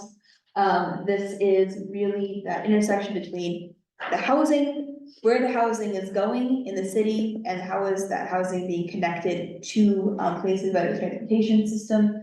So we want to explore strategies to increase the ability of all residents to live in varied neighborhoods, to reduce disparities in access to transit, open space, schools, jobs, and other amenities. And here we're bringing back that varied neighborhoods concept for the vision, because we want to make sure that as people are moving into the city, not everyone has to just live in town center. There are multiple areas and multiple parts of the city that people can live in depending on where they want to live. Because maybe they want to live over, closer to different parks and in different parts of the city. So as we move forward with the growth strategy being looked at as part of the growth process, we'll talk about that. Sorry, that was a lot of jargon right there, so I apologize for that. And then number 2 here, under access to opportunity, is to promote workforce housing opportunities for people that live and work in the community. And then that gets kind of cut off there. This is again looking at sort of, there is the vast divide between people who live in the city and people who work in the city. It's like a very, very small percent of people who live in Mountlake Terrace actually work in Mountlake Terrace. So how can we better address that? And a policy statement to support further work that the city can do to help alleviate that difference. So, Does that also address when housing prices get so high that the people that, like, say, work at the grocery store, work at the restaurant, can't afford to live in the city? I'd say, Because that's a big problem yeah, I in a think lot of communities. everything in the housing element is trying to address that issue. And when we say workforce, it sort of alludes to that group, so, it's a funny term. I tried to look up other ways to talk about that, and it's that, it's just what you said. Some places can't even get workers because they can't live there. Yeah, Yeah. I mean, that's a big part of what we're doing. And state legislation is actually requiring that we really look at different income bands and affordability levels and make sure we have the right housing types to be able to offer those different choices and affordability levels throughout the community, so. I was wondering on 4.1, you guys kind of to the point about water costs, I don't know if maybe we could add services and utilities. And that seems like it'd even be better than other amenities, frankly. Yeah. Basic, I mean, just to. Other that comment necessities. that you made, yeah. That might be good to add. Yeah, especially the word services, because you think of, even if it's not a grocery store, like the bodega or some type of access to minimal food. I do wanna do time check, I just wanna make sure. Yeah, we're, We doing over. okay? But, I don't wanna, you know. This is our last Yeah. slide. Okay, okay. But it's okay, we have been waiting for a long time for this presentation. Okay. Thank you for joining us. Is there anything that commissioners you want to add or ask?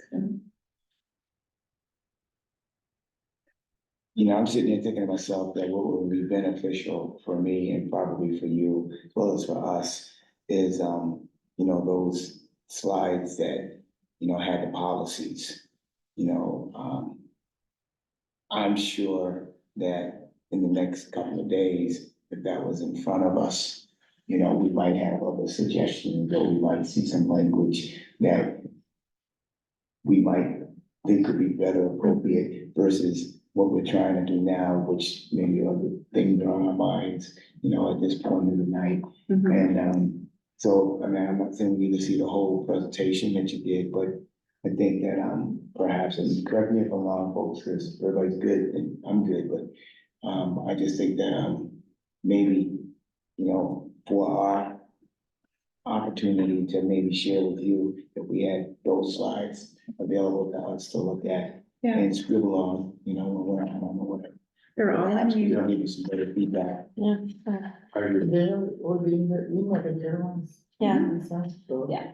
yeah, they're in your deck and there's obviously, if you have time over the next few days to look at them, Tuesday night, you could come and give your comments, or you can always just Oh, email them great. to me and Jonathan. So. Are you presenting with this kind of, there was one of the slides that was yellow and it said vision, and it was really hard to read. March And so if you used a different shade 19th. for that color, Okay. or, I Yeah. mean, if you're sharing that more widely, Text was I was hard like, to read, yeah, one eye. Yeah. One eye. yeah, we can check that. Yeah. Oh, it was- These slides are not being presented To the public. It's an open forum, so we'll be there, similarly to how the November workshop went, with a bunch of boards, some sticky notes, some dots, some pictures. We will and, have similar information, but it'll, Yes. yeah. Then we have a one pager that's being drafted, that's gonna be, translated to Spanish and Vietnamese. So But yeah, not using Google. so yeah, just going on next steps, we have the open house on Tuesday, 6 p.m. to 8 p.m. We're gonna have childcare providers there offering, services there, as well as food, refreshments. So, What's the food? Pizza? But determination if you're in town. Okay, I'm coming. it's Sorelli's. I was gonna say, is it a local business? yes. And then we're planning our workshop series over the spring, so there'll be opportunity to continue to provide input. Especially those sub-area neighborhoods, Melody Hill, Cascade View. And I'm sure we'll talk to Karen about another time that we can come back to you all, and share progress and updates. So. Just a little consideration, we do have like a Muslim community in Mountlake Terrace. And the event, the open house overlaps with the sunset, and that's going to be a problem for them to participate. Thank you. I think that's the fasting season for them, that's why. Yeah. It's know, an it's- event in, at the Edmonds Waterfront Center that same night to celebrate Ramadan with the community Oh, that's right. in Edmonds. I was like, why is the date so popular? I had like 4 commitments that day. The Mount Terrace Chamber is all the Yeah. time, meant that. Yes, And that just came out. Like, I know. So, there's only so many days. we'll have an online thing for, open for a week. Yeah, sorry. Right, or more. well, we'll have an online open house, content, so similar content we're gonna show on the open house in person. It's sort of like a living website, so we're continuing to take comments from the community. Or maybe what we do is we try to figure out a way for those groups that can't participate to have their own private, Mhm. you know, open house. You know, like to that point, 2 weeks ago, when that group was there, later, after the proclamation and all that, I wasn't there, but I was told that they were asked if they could have some CPAC information, which for me set off a red flag, which meant that they didn't already have it. Oh, they asked for the dinner as well. You know, so to me, that means they can have Yes. it. So if we know they can't participate because of, what they got going on, then if we want this population to be involved, then we can't ask them to go online and go look at it. We need to make it available for them to get what everybody else is getting. Mhm. Yeah, we can talk about the best way to reach out. I have contacts there. Yeah, I did reach out previously, yeah, if there's Do you think Amir is the best person or, I would have contacted,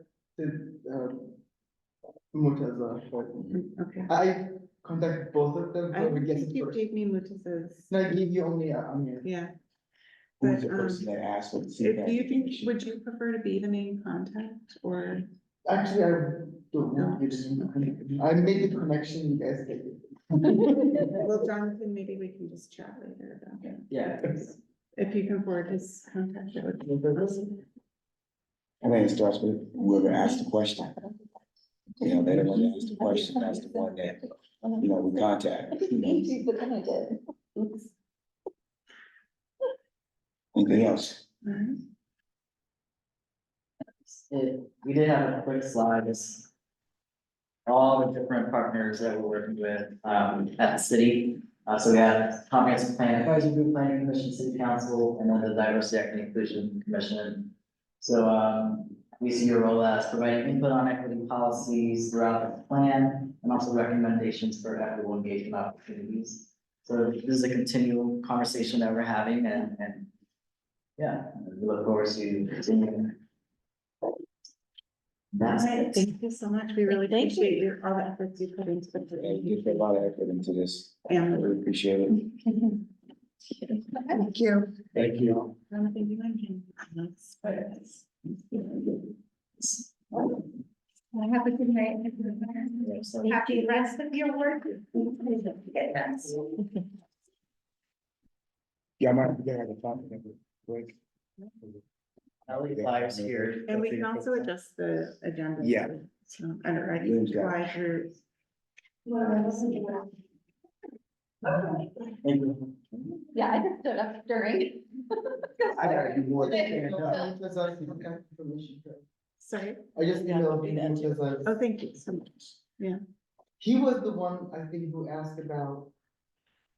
Or was it Amir? I can't remember which one asked, because it was I in that know. corner. Yeah, and I know Amir already knew like our building official. He must have been involved in helping permit the building when they constructed it, so he knew Matthew. About that sunset thing, Yeah. like this year for the first time, the Baha'i fasting and the Muslim fasting overlapped a little. And then they had at high school, my son's high school. The parents training on both groups fasting. I was like, seriously, like I started eating midpoint, I was like, I brought my food with me at the sports area. They stared at me while I'm eating, I'm hungry, I'm starving. Yeah, Oh, that's it's just something to consider. Yeah. I mean, I know we can't accommodate everybody, like Yeah, that's, yeah. that's what I just want to point it out. Yeah. Yeah. Very good point. So when you said we can adjust the agenda, I don't wanna stay here longer than that. Yeah, we can, Because I was gonna ask, are we allowed to change the agenda? Yeah. Impromptu? yeah, But I do wanna hear the children's day activities. Oh, I was gonna say that's one thing we can cut short because I don't have confirmation, we don't have confirmation. We have input, I mean, yeah, I don't have a solid update yet because all of the field trips, TSA, orchestra, band, all of them were traveling for the last week and a half, and they've all been building up to their big convention, which we're all wearing that big conference speech for elementary. So, they've gotten back to me now, but I'm connecting them, but that job of remembering what they're supposed to do and how to break that with the city, and I figured they'd have more questions like this. Let me introduce you. Our deputy city manager. and all the stuff is Is it one children's day activity? I made a huge Like, list. April. I'm going to So. Ah. really needs to Oh, Training it's. That's what. I'm working with Anita on that. Yeah, man, things are busy, but This is information. We just need to do the proclamation. I wanna point out to them. There's a meeting about. I need to bring that. I love that. Name, like, wow. Wow. No. There was a restaurant Just- in town, actually moved out of his house, Shit. so his employees could live there for a while. until they could work out. Okay, ready to rock and roll.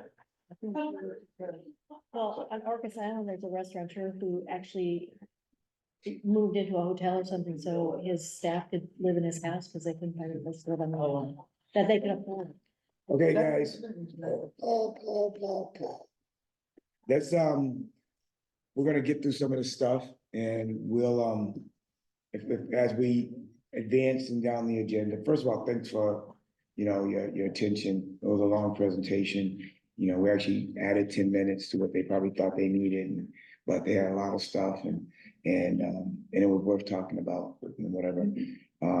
So as we go through this, there's gonna be some things that we will table to next meeting as we get to it, or just briefly go over it, but, we're gonna try to do it best as we can here, okay, cause, so let's go to training reminders and updates. Yeah, this is a quick reminder. Has everyone registered for DEI training? I did. Register? Or just told Lan which date you want to go?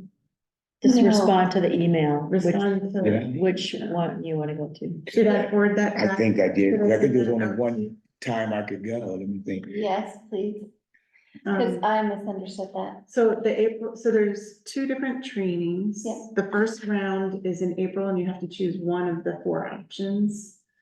And then later Lan will send an invite for the May. So right now, we're just worried about picking one of the 4 April dates.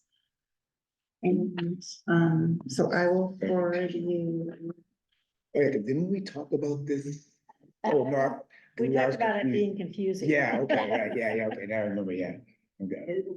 Yeah, I think I signed up for April 16, 6:30 to 8:30. And there's one more in June if that really doesn't work, but the June one will be pretty full of our part-time rec staff. So, DEI training. this is in your packet, so you can look it up. Thank you. And then, Vanita, Teresa, and our finance director Janelle and I are going to the People's Institute training this weekend. So we'll let you know how that goes. There's the Step Up Conference coming up, if people are interested. I can't remember if they charge for that. Do they charge for it? Yeah. Yeah, they do. Okay. Yeah, the city is always paid for it. Yeah, I was gonna say, Yeah. if they charge for it and you wanna go, let me. I, For those of you who haven't gone, I mean, I know Benita, you've attended. I attended back when it was in person. How long is Really? it? I missed the.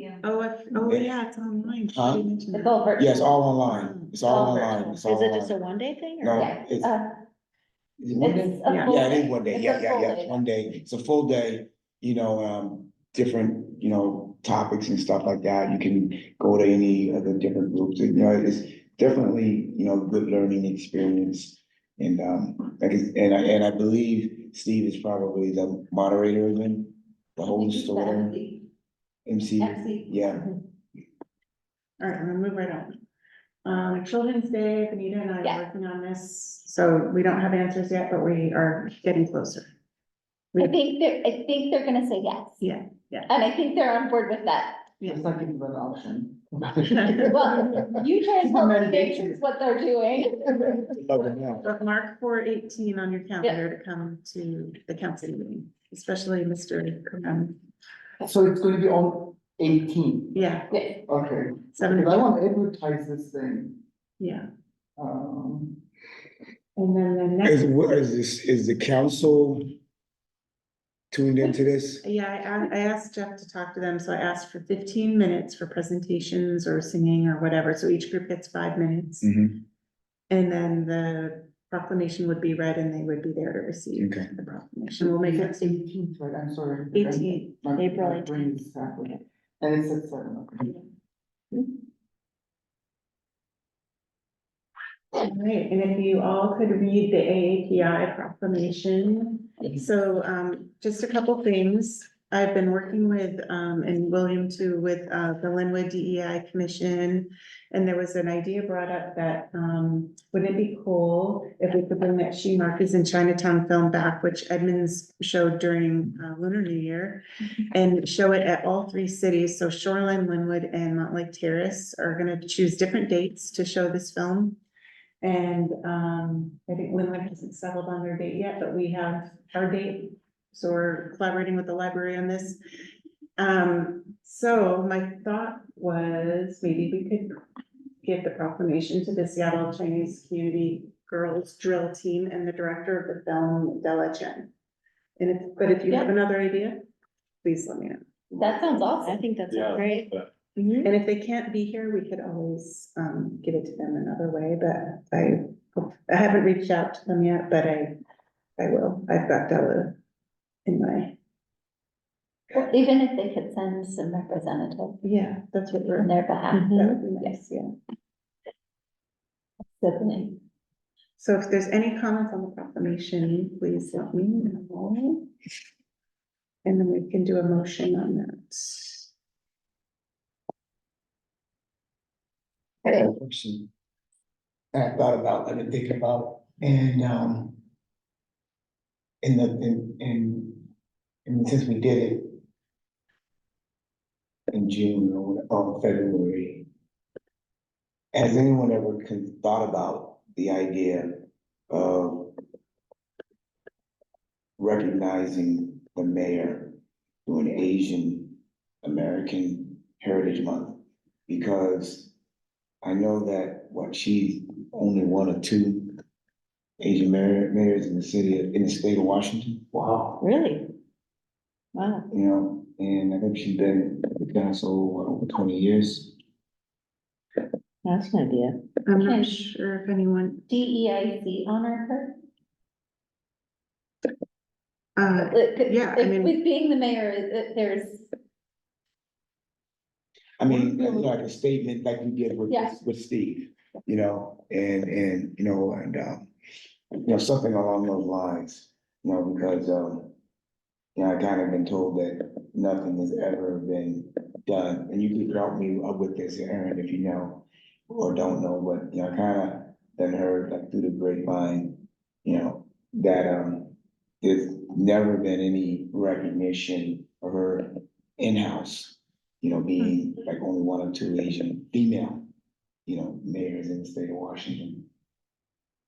Yeah, I know we haven't done a proclamation of fixed in the time, but that we have. that we have not done a proclamation directed to.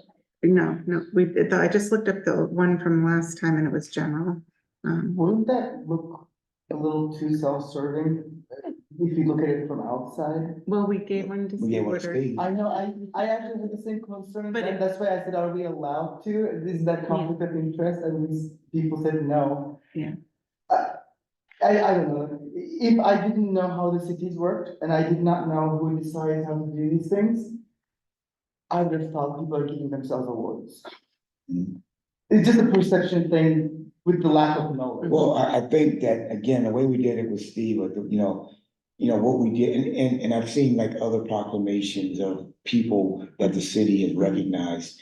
And, you know, we can recognize her anytime, Mhm. but this is a special time. Yeah. You know, and we can say whatever we want anytime, but this is a special time, you know, and to me, you know, and it's coming from, okay, our group, Mhm. you know, it's not coming, I mean, the city council are recognizing it, accepting it because she's part of their group.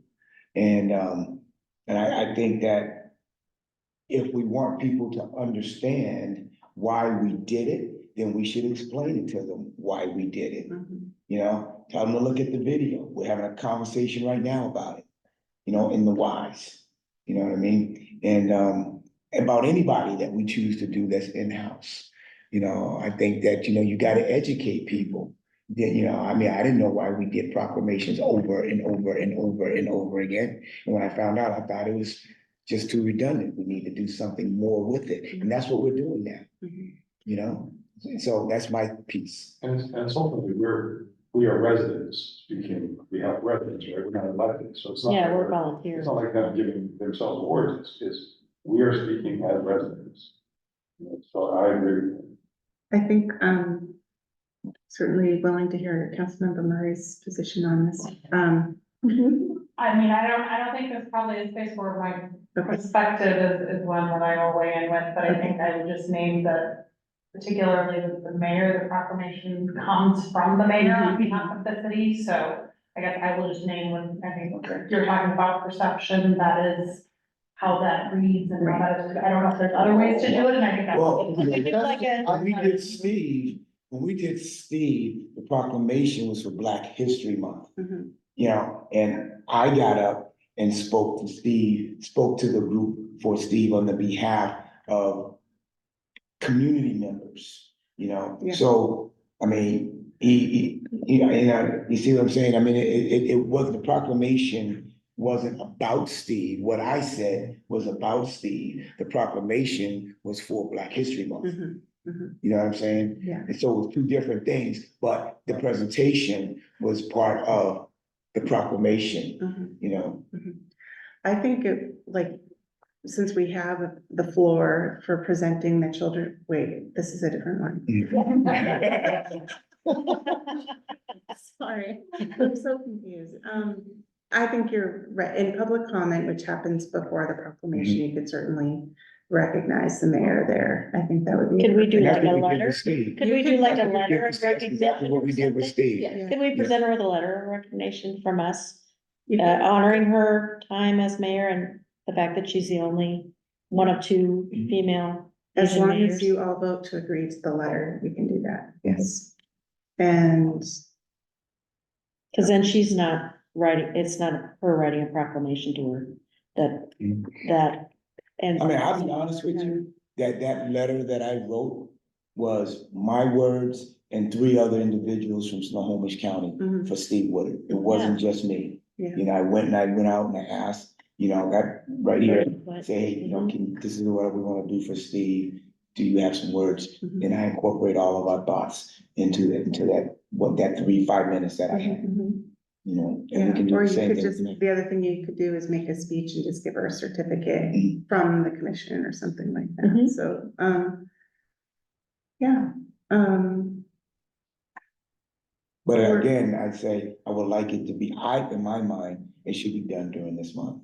You know, Yeah, no, that You makes know. sense. you know, it should, you know, but that's just, again, I'm one vote. Okay, so I will move that we, approve the proclamation as presented. And second. I think she's not done yet. So that's one part, Oh, well. part one, Okay, so then you wanna call, okay, So so, he seconded it. yeah, okay, we got a motion on the floor, Yeah. seconded to accept the proclamation as stated. okay. All in favor? yeah. Okay. Okay, and now I propose that we, as a commission, work to share our feedback with a point person to honor the mayor in our public comments when the Asian American Pacific Islander proclamation is read on that day.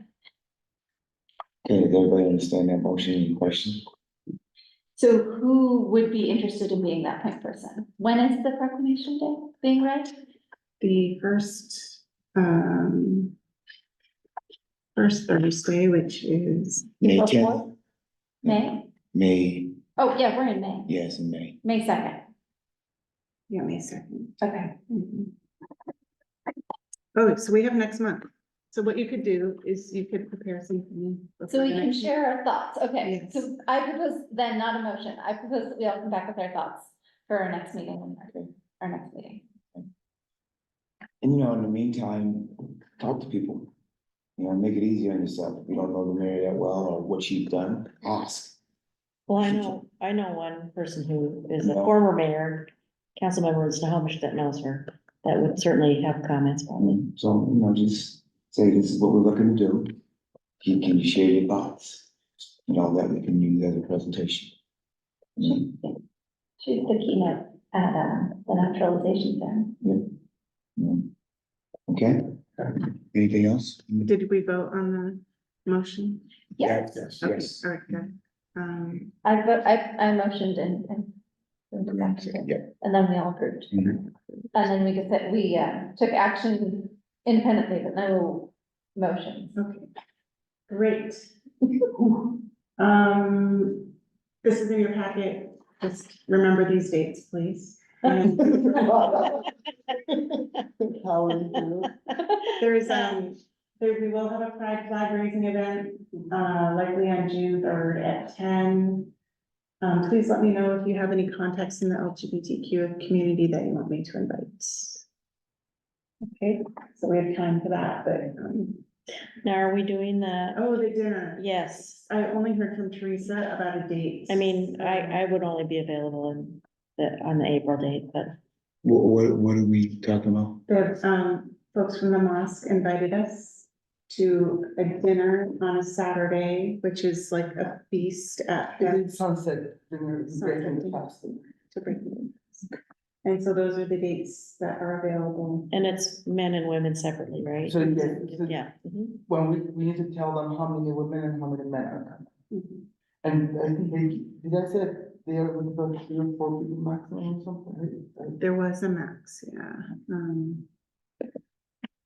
So probably this Saturday is coming up quick and a bunch of us are busy that day, Yeah. so it would probably be the 30th or April 6th. And I'm not available on the 30th. Okay, So for me, it would have to be the 6th, but are we gonna try to pick a date when anybody that's gonna do this can, all of us, I that think would probably be the best. Best if Yeah. we, as a group, Mhm. we Yeah. decide which. So I mean, if other people can't do it on the 6th, then we'd rather do the 30th, you know, just to do what we need to do. Mhm. Anybody? None of them work for me. Saturdays is very difficult. Okay. Okay, here and there. Correct.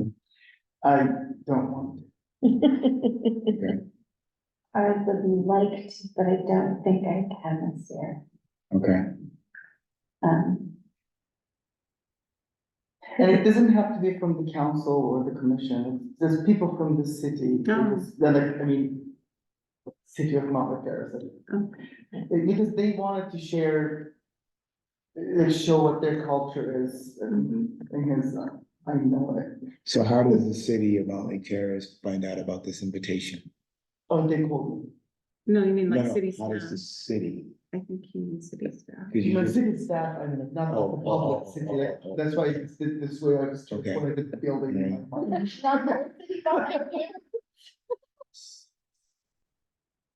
Well, I think I'm available either the 30th or the 6th. I'm gonna be out of town Friday.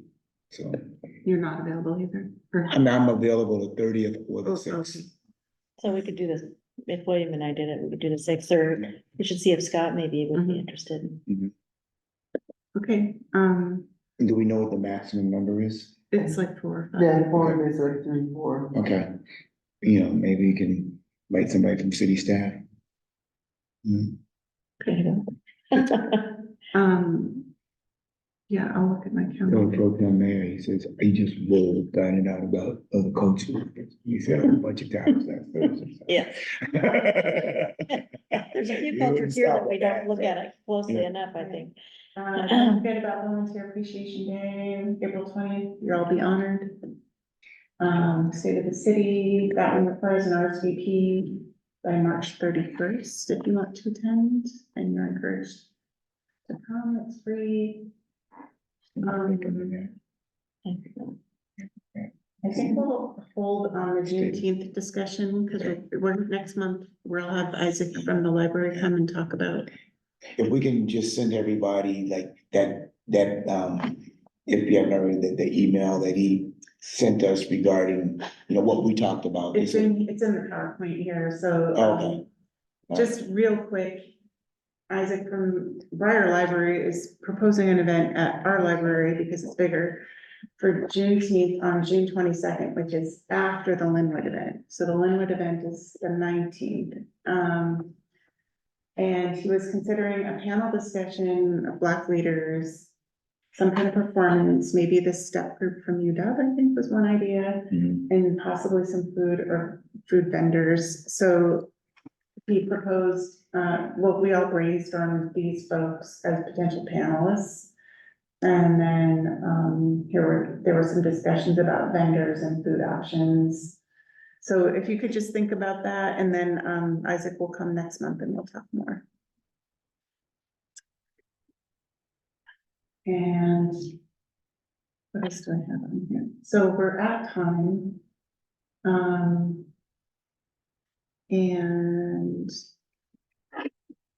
we Well- don't have time for our report outs. Yeah, there's a couple of things that I'd still like us to do, okay? And that is the, commissioner's report and Aaron's, liaison report, and there's just a couple of things I want to throw out at you. So let's go around for the, commissioner's report. Teresa? Well, I attended the Shahi and Tandor and then also the proclamation afterwards. Really enjoyed that, and just a really brief thing I'll share if anybody's interested. Former classmate of mine wrote a play that's gonna be at the Intimate Theater first weekend of May. Picture of Vita right here. I haven't talked to her since the last reunion, but anyway, it's called The Lion Tells His Tale. It's featuring Delbert Richardson's American History Traveling Museum, The Unspoken Truths. And it's about Black history, and it sounds really interesting. There's actually a video of them talking about it on the Intimate Theater website. And Intimate Theater is a really inclusive place that like sliding scale tickets, prices and that kind of thing. So anyway, I really want to go because I think some of my classmates are going to go too. But it just sounds like a really wonderful play. You see the dates? It's May 1st through the 4th. Yeah. And yeah, she was gonna go on a trip to Africa, I think, with this gentleman, and it was canceled because of COVID, and that prompted her to write this play. And I think one of her family members is the director, and I wonder if it's one of her kids. But anyway, it's sounds really good. So Can you send that information to Carolyn and she can get that to you? yeah. And then, Attended comedy night. I've done some PTA and CPR stuff. I was really excited that I got to go to the jail at Snohomish County and help with the auditor's office to register people who were in prison, in jail, waiting trial or serving misdemeanor sentences to register to vote. And so they were able to participate in the primary, and they got, I think we got 140 folks ballots by the Wow. end of it in the 2 days that we were there. I attended the naturalization ceremony at the Mountlake Terrace Library. There was a ribbon cutting at the Mountlake Terrace High School to, they have a new community-based health center for students to take advantage of access to healthcare outside of their, family commitments and during the school day. Attended our DEI presentation. And I went on my very first disaster action team call with the Red Cross to respond to somebody in the community, in Edmond actually, who had, a fire in their dwelling. I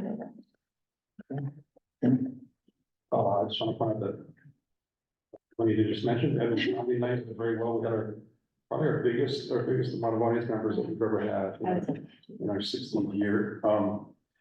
And I wanted to mention that Juanita and the group at Parent Teacher Council, how much work they put in all year round for the school district, but also too for that event.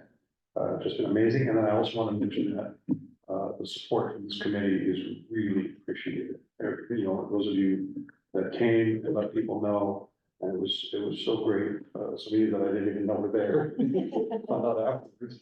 But I really appreciate the support from the committee. It went well, and we're helping a lot of kids with what we do with that fund. good.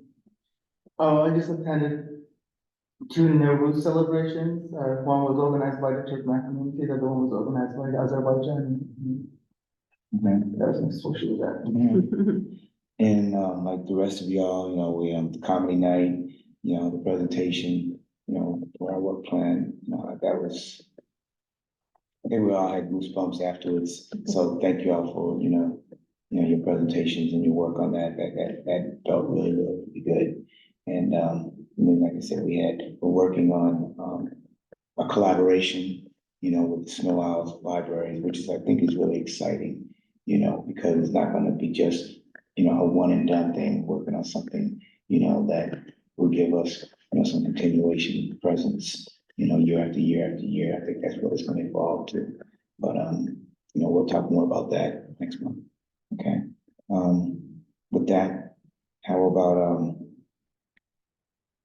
Aaron Murray? Thank you, I appreciate it. I will keep it fairly brief. I think a couple of things, that of interest and helpful for the commission to note. At our last council meeting, council reviewed, some high-level guidance around proclamations more generally. There was some conversation about that as well as, some interest and perhaps feedback from this group. So I think that is probably worthy of a conversation here, maybe at an upcoming meeting. Other stuff, I was looking at our upcoming agenda items. Much like you, we have packed agendas right now, and there's a lot going on. I will say that there are, agenda items on every single one of our, meeting agendas that, equity is important, to the conversation. So, I mean, we've had, I think, great attendance lately, much of that driven by the work that you have done, around proclamations and getting folks who are not normally, coming to our meetings there. So I think that's been great, and, just would encourage you to continue to, plug in where you can and encourage others to do the same. Particularly, we are also hearing lots of things around the comprehensive planning process, as we look ahead. So, that's the big stuff. I did receive an invitation here, and I'll make sure Carolyn gets the information and can share it out. But another Juneteenth event, so Lift Every Voice Legacy is also hosting a Juneteenth event, down at the Edmonds Waterfront Center. So, it's amazing how many local events, we now, have the opportunity to plug into. It's great to see that continue to grow for years. I think that's the big stuff. So yeah, thank you for the opportunity. Thank you. There also is gonna be one in Linwood. I think, Level is on the 15th, I think, or the 16th, the 19th. Linwood, I think is the 16th, and there's something else in Linwood on the 15th. Okay. So you already done your staff report? Or no? I don't really have a staff report, Okay. but if anyone's willing to stay, I would like to ask you about an event toolkit, which seems like a weird thing, but I would like to get prepared for your next outing. And I wanted to order you like tablecloth, a little flaggy banner thing, and so I want to talk about, if you are willing to stay for a few minutes, just to talk about that. And if there's an activity that you're interested in doing, I could prepare posters ahead of time or whatever the materials are. So I had a couple thoughts, and I just want to share those with you. And I can't remember when our next event is, but it will take me at least 3 weeks to order like tablecloths and stuff. So just thought we could quickly look at that, and if anyone has to go, I understand. There's sort of two kinds of tablecloths, but I know the tables are always different sizes, so wondered if you have a preference. Washable. Yes, Super washable. but like the stretchy kind, or just like flexible? Well, do you think the stretchy kind might not fit all the different kinds of tables, or? Probably. Weird. I think the non-stretchy kind works better. Okay. I mean, I'll look at as long as it's not, really windy Stretchy outside. kind you can fold in half. Yeah, but even if it is windy, you can put those table Yeah, clips on them, True. Yeah, Table clips, so that would be. Yeah. Oh, yeah. Yeah, if we get the non-stretchy, Table get clips, yeah. table, yeah. Non-stretchy. I just think about those things blowing over at National Night Out. Vertical bag. Do Definitely. you have a preference on the vertical banner? The PTA council has the one on the left, and it works, it's kind of weird, it's more like a sign in front of a retail Yeah. store, or like a houses for sale kind of a sign, versus an actual share information sign, which the one on the right has more functionality for that. Well, what would be on the banner? Yeah, what would be on it? Well, you could just do your logo if we didn't have the tablecloth, but if you wanted to do something else, that would require another conversation. So, you know, if it's just our logo. Yeah. You know, you need to think about it'd be, I don't know, the one on the left, our logo might look a little jazzy, you know, because it's like this versus just, you know. Yeah, it'd be flapping in the breeze. What's your thoughts, y'all? Especially just the logo.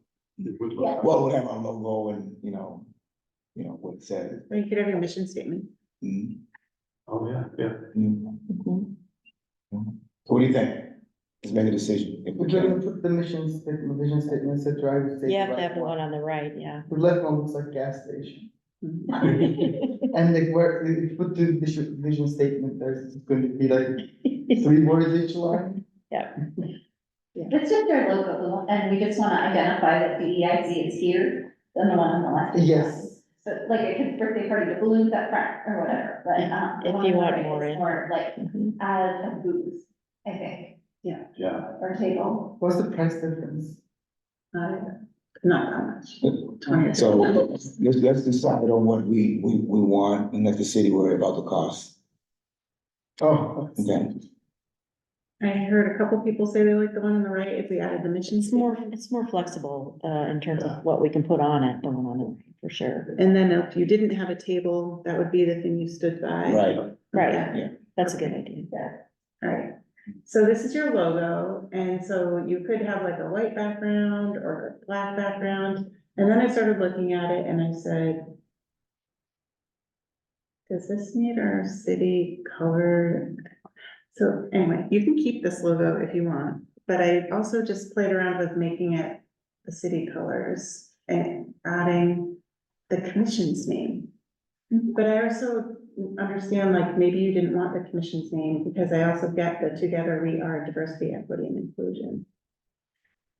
And so, anyway. Just a couple thoughts as to what. well, if you go back to the other one, you know, the history of that was when we were selecting the logo.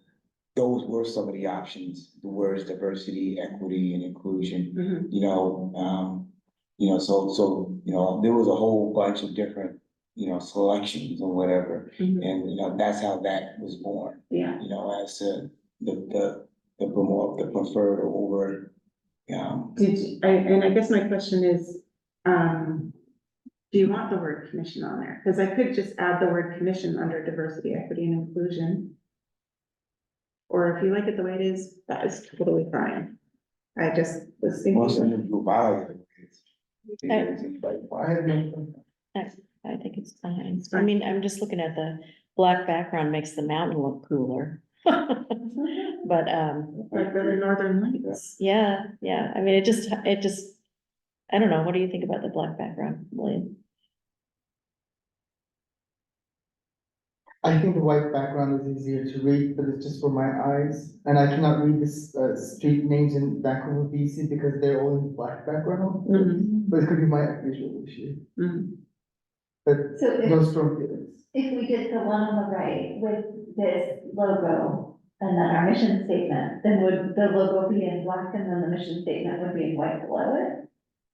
No, like the mission statement would probably be in white or a different color or something. Yeah. Yeah. So like the logo would be a block, No, I think the whole thing would be. the whole black. thing would be one color, well, then I think it should be white. Yeah, Yeah, that's, If the whole thing is one color, then the white background. Because the whole thing would be hard to read. yeah. well, and you don't wanna make it too split up. And, so it's like, I know we don't have a ton of money for swag, but I know sometimes you do candy, we could do a sticker. And then we were talking about this poster idea for welcoming week. Yeah, And, so we could do something like have the poster, when we'd need a whole nother meeting to talk about what that looks like. But we could, in the summer events, push the poster idea and say, fill out this poster and deliver it to the library by blah, blah, blah date, and then you'll be in like a competition or whatever we decide to do. Mhm. So that could be something. Another thing I was gonna throw out there is, I know you had like your posters with like, what does diversity, equity, inclusion mean to you? Yeah. But we also could think about what are a couple of questions that are just a little bit more detailed than Yeah. that. Yeah, And it could just be a poster, or it could be something like these, I don't know if you've seen these Connie Chang boards around. But it could be something like, I feel like I belong in my community when, or I feel like I don't belong in my community when, or it could be something different, but just something like a little more detailed. Yeah, this was we have to do something. No, I understand, and I just wanna get, I just wanted to get ahead of it before we get into summer season and there's lots of events. Mhm. And if we're sharing a booth with another city, we could create little stickers, so like, oh, I'm from Edmonds and I'm gonna yes. stick my little Edmonds sticker there, or, so then we all the commissions will know, like, who said what. Yeah, I think that, I like that idea because I've been thinking about the posters that we have had, and it's time now to move forward with the information that we keep getting from the public. You know, so it's, you know, a little bit more detailed, specific questions, so that, I mean, again, we got these CPAC people here, you know, those type of things, get information, you know, public comments to the city council, or when we sit down with them. And we're starting to work on our DEI plan, so, so it doesn't have to be this question, but maybe we could talk more about this at our next meeting. And before we have our next event, I just want a little time to make you something Sure. that's nice and posted on boards for you and everything. Well, and people that have participated before, it'll be more interesting for them anyway, then, have something, a different question to work on. And, we have a pretty busy meeting next month. I think what we're gonna do is bring Isaac Harrison in, who we've been talking to about the Juneteenth event. I know we also wanted to bring in a couple other speakers, so I was thinking of having, Jen Herman in May and the West African Center in June. if that sounds okay. I haven't heard from him yet, but, you know, I wanna, you know, I sent him another email today, you know, because I knew he was gonna be seeing these guys and gals. And, I think that's another group that's not participating in the survey, Okay, so. so next month, we'll have the Juneteenth conversation, welcoming me. A couple of proclamations, and I wanna start talking about the budget process and your initial thoughts on that. And just some other new business that I have, I wanna throw out at y'all. I kind of mentioned it to some of you, just a couple of things, two things. One, I think we learned from putting together our work plan that it's important that we do two things, that we document what we do, like you did today, and we also document it visually, you know? So, you know, the pictures is what sold the story last week, you know? So, you know, when you do things, take a picture, you know? You ain't gotta be Steve Wood and that whole bunch of, but take a picture, that's a document that, you know, people want to see what we're doing, okay? So please do that. Also, one of the things that we talked about in the meeting, in the program was, you know, our ordinance calls for a seventh member. You know, so I did put a challenge out to the city, to the council, to the commissioners, you know, to the public who might be watching, to make a recommendation, talk to their friends, so that we can get a seventh member, okay? And so we need to actively try to do that. We're supposed to have 7, and a recommendation that I've proposed is that 7th member is a junior from Mountlake Terrace High School. You know, that's my recommendation. And the reason why I say a junior, because that gives them a year and a half with us before they move on to something else, versus a senior who only may be with us for a very, very short period of time. Okay. You know, so that's a recommend. I mean, I brought this up a few years ago with the council, and, you know, got a lot of reasons why it won't work. But then I talked to members of other commissions that had students, and they debunked everything that this council said as far as why it wouldn't work. So, which is why we need to get involved and talk to them, MLT folks, to see how they can help sell that idea to some of these students that might be interested, in sitting on the commission. Okay, the other thing is, the only other thing I have is, one of the things I'm kind of interested in, maybe we could participate in, if it's possible, with Gene Crevier, is to maybe host some sort of, registration, voter registration at the Yeah. high school for 17 and 18-year-olds. I'm working Okay. with Yeah, the legal amendment, I'm working. And that also could be a welcoming week event. Yes.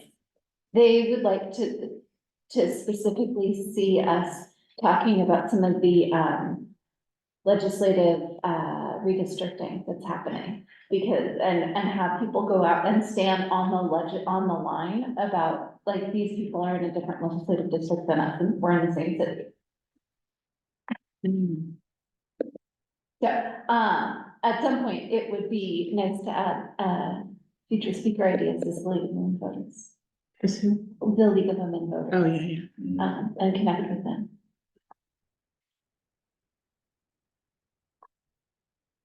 that's all I got. Anybody else have any new business that they wanna share with the group?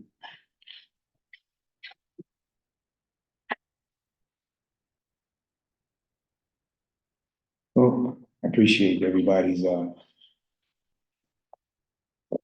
being here in this space. We've been here longer than this, so we did pretty good, considering now we just got through the agenda for a good portion of it, and we had a very long presentation.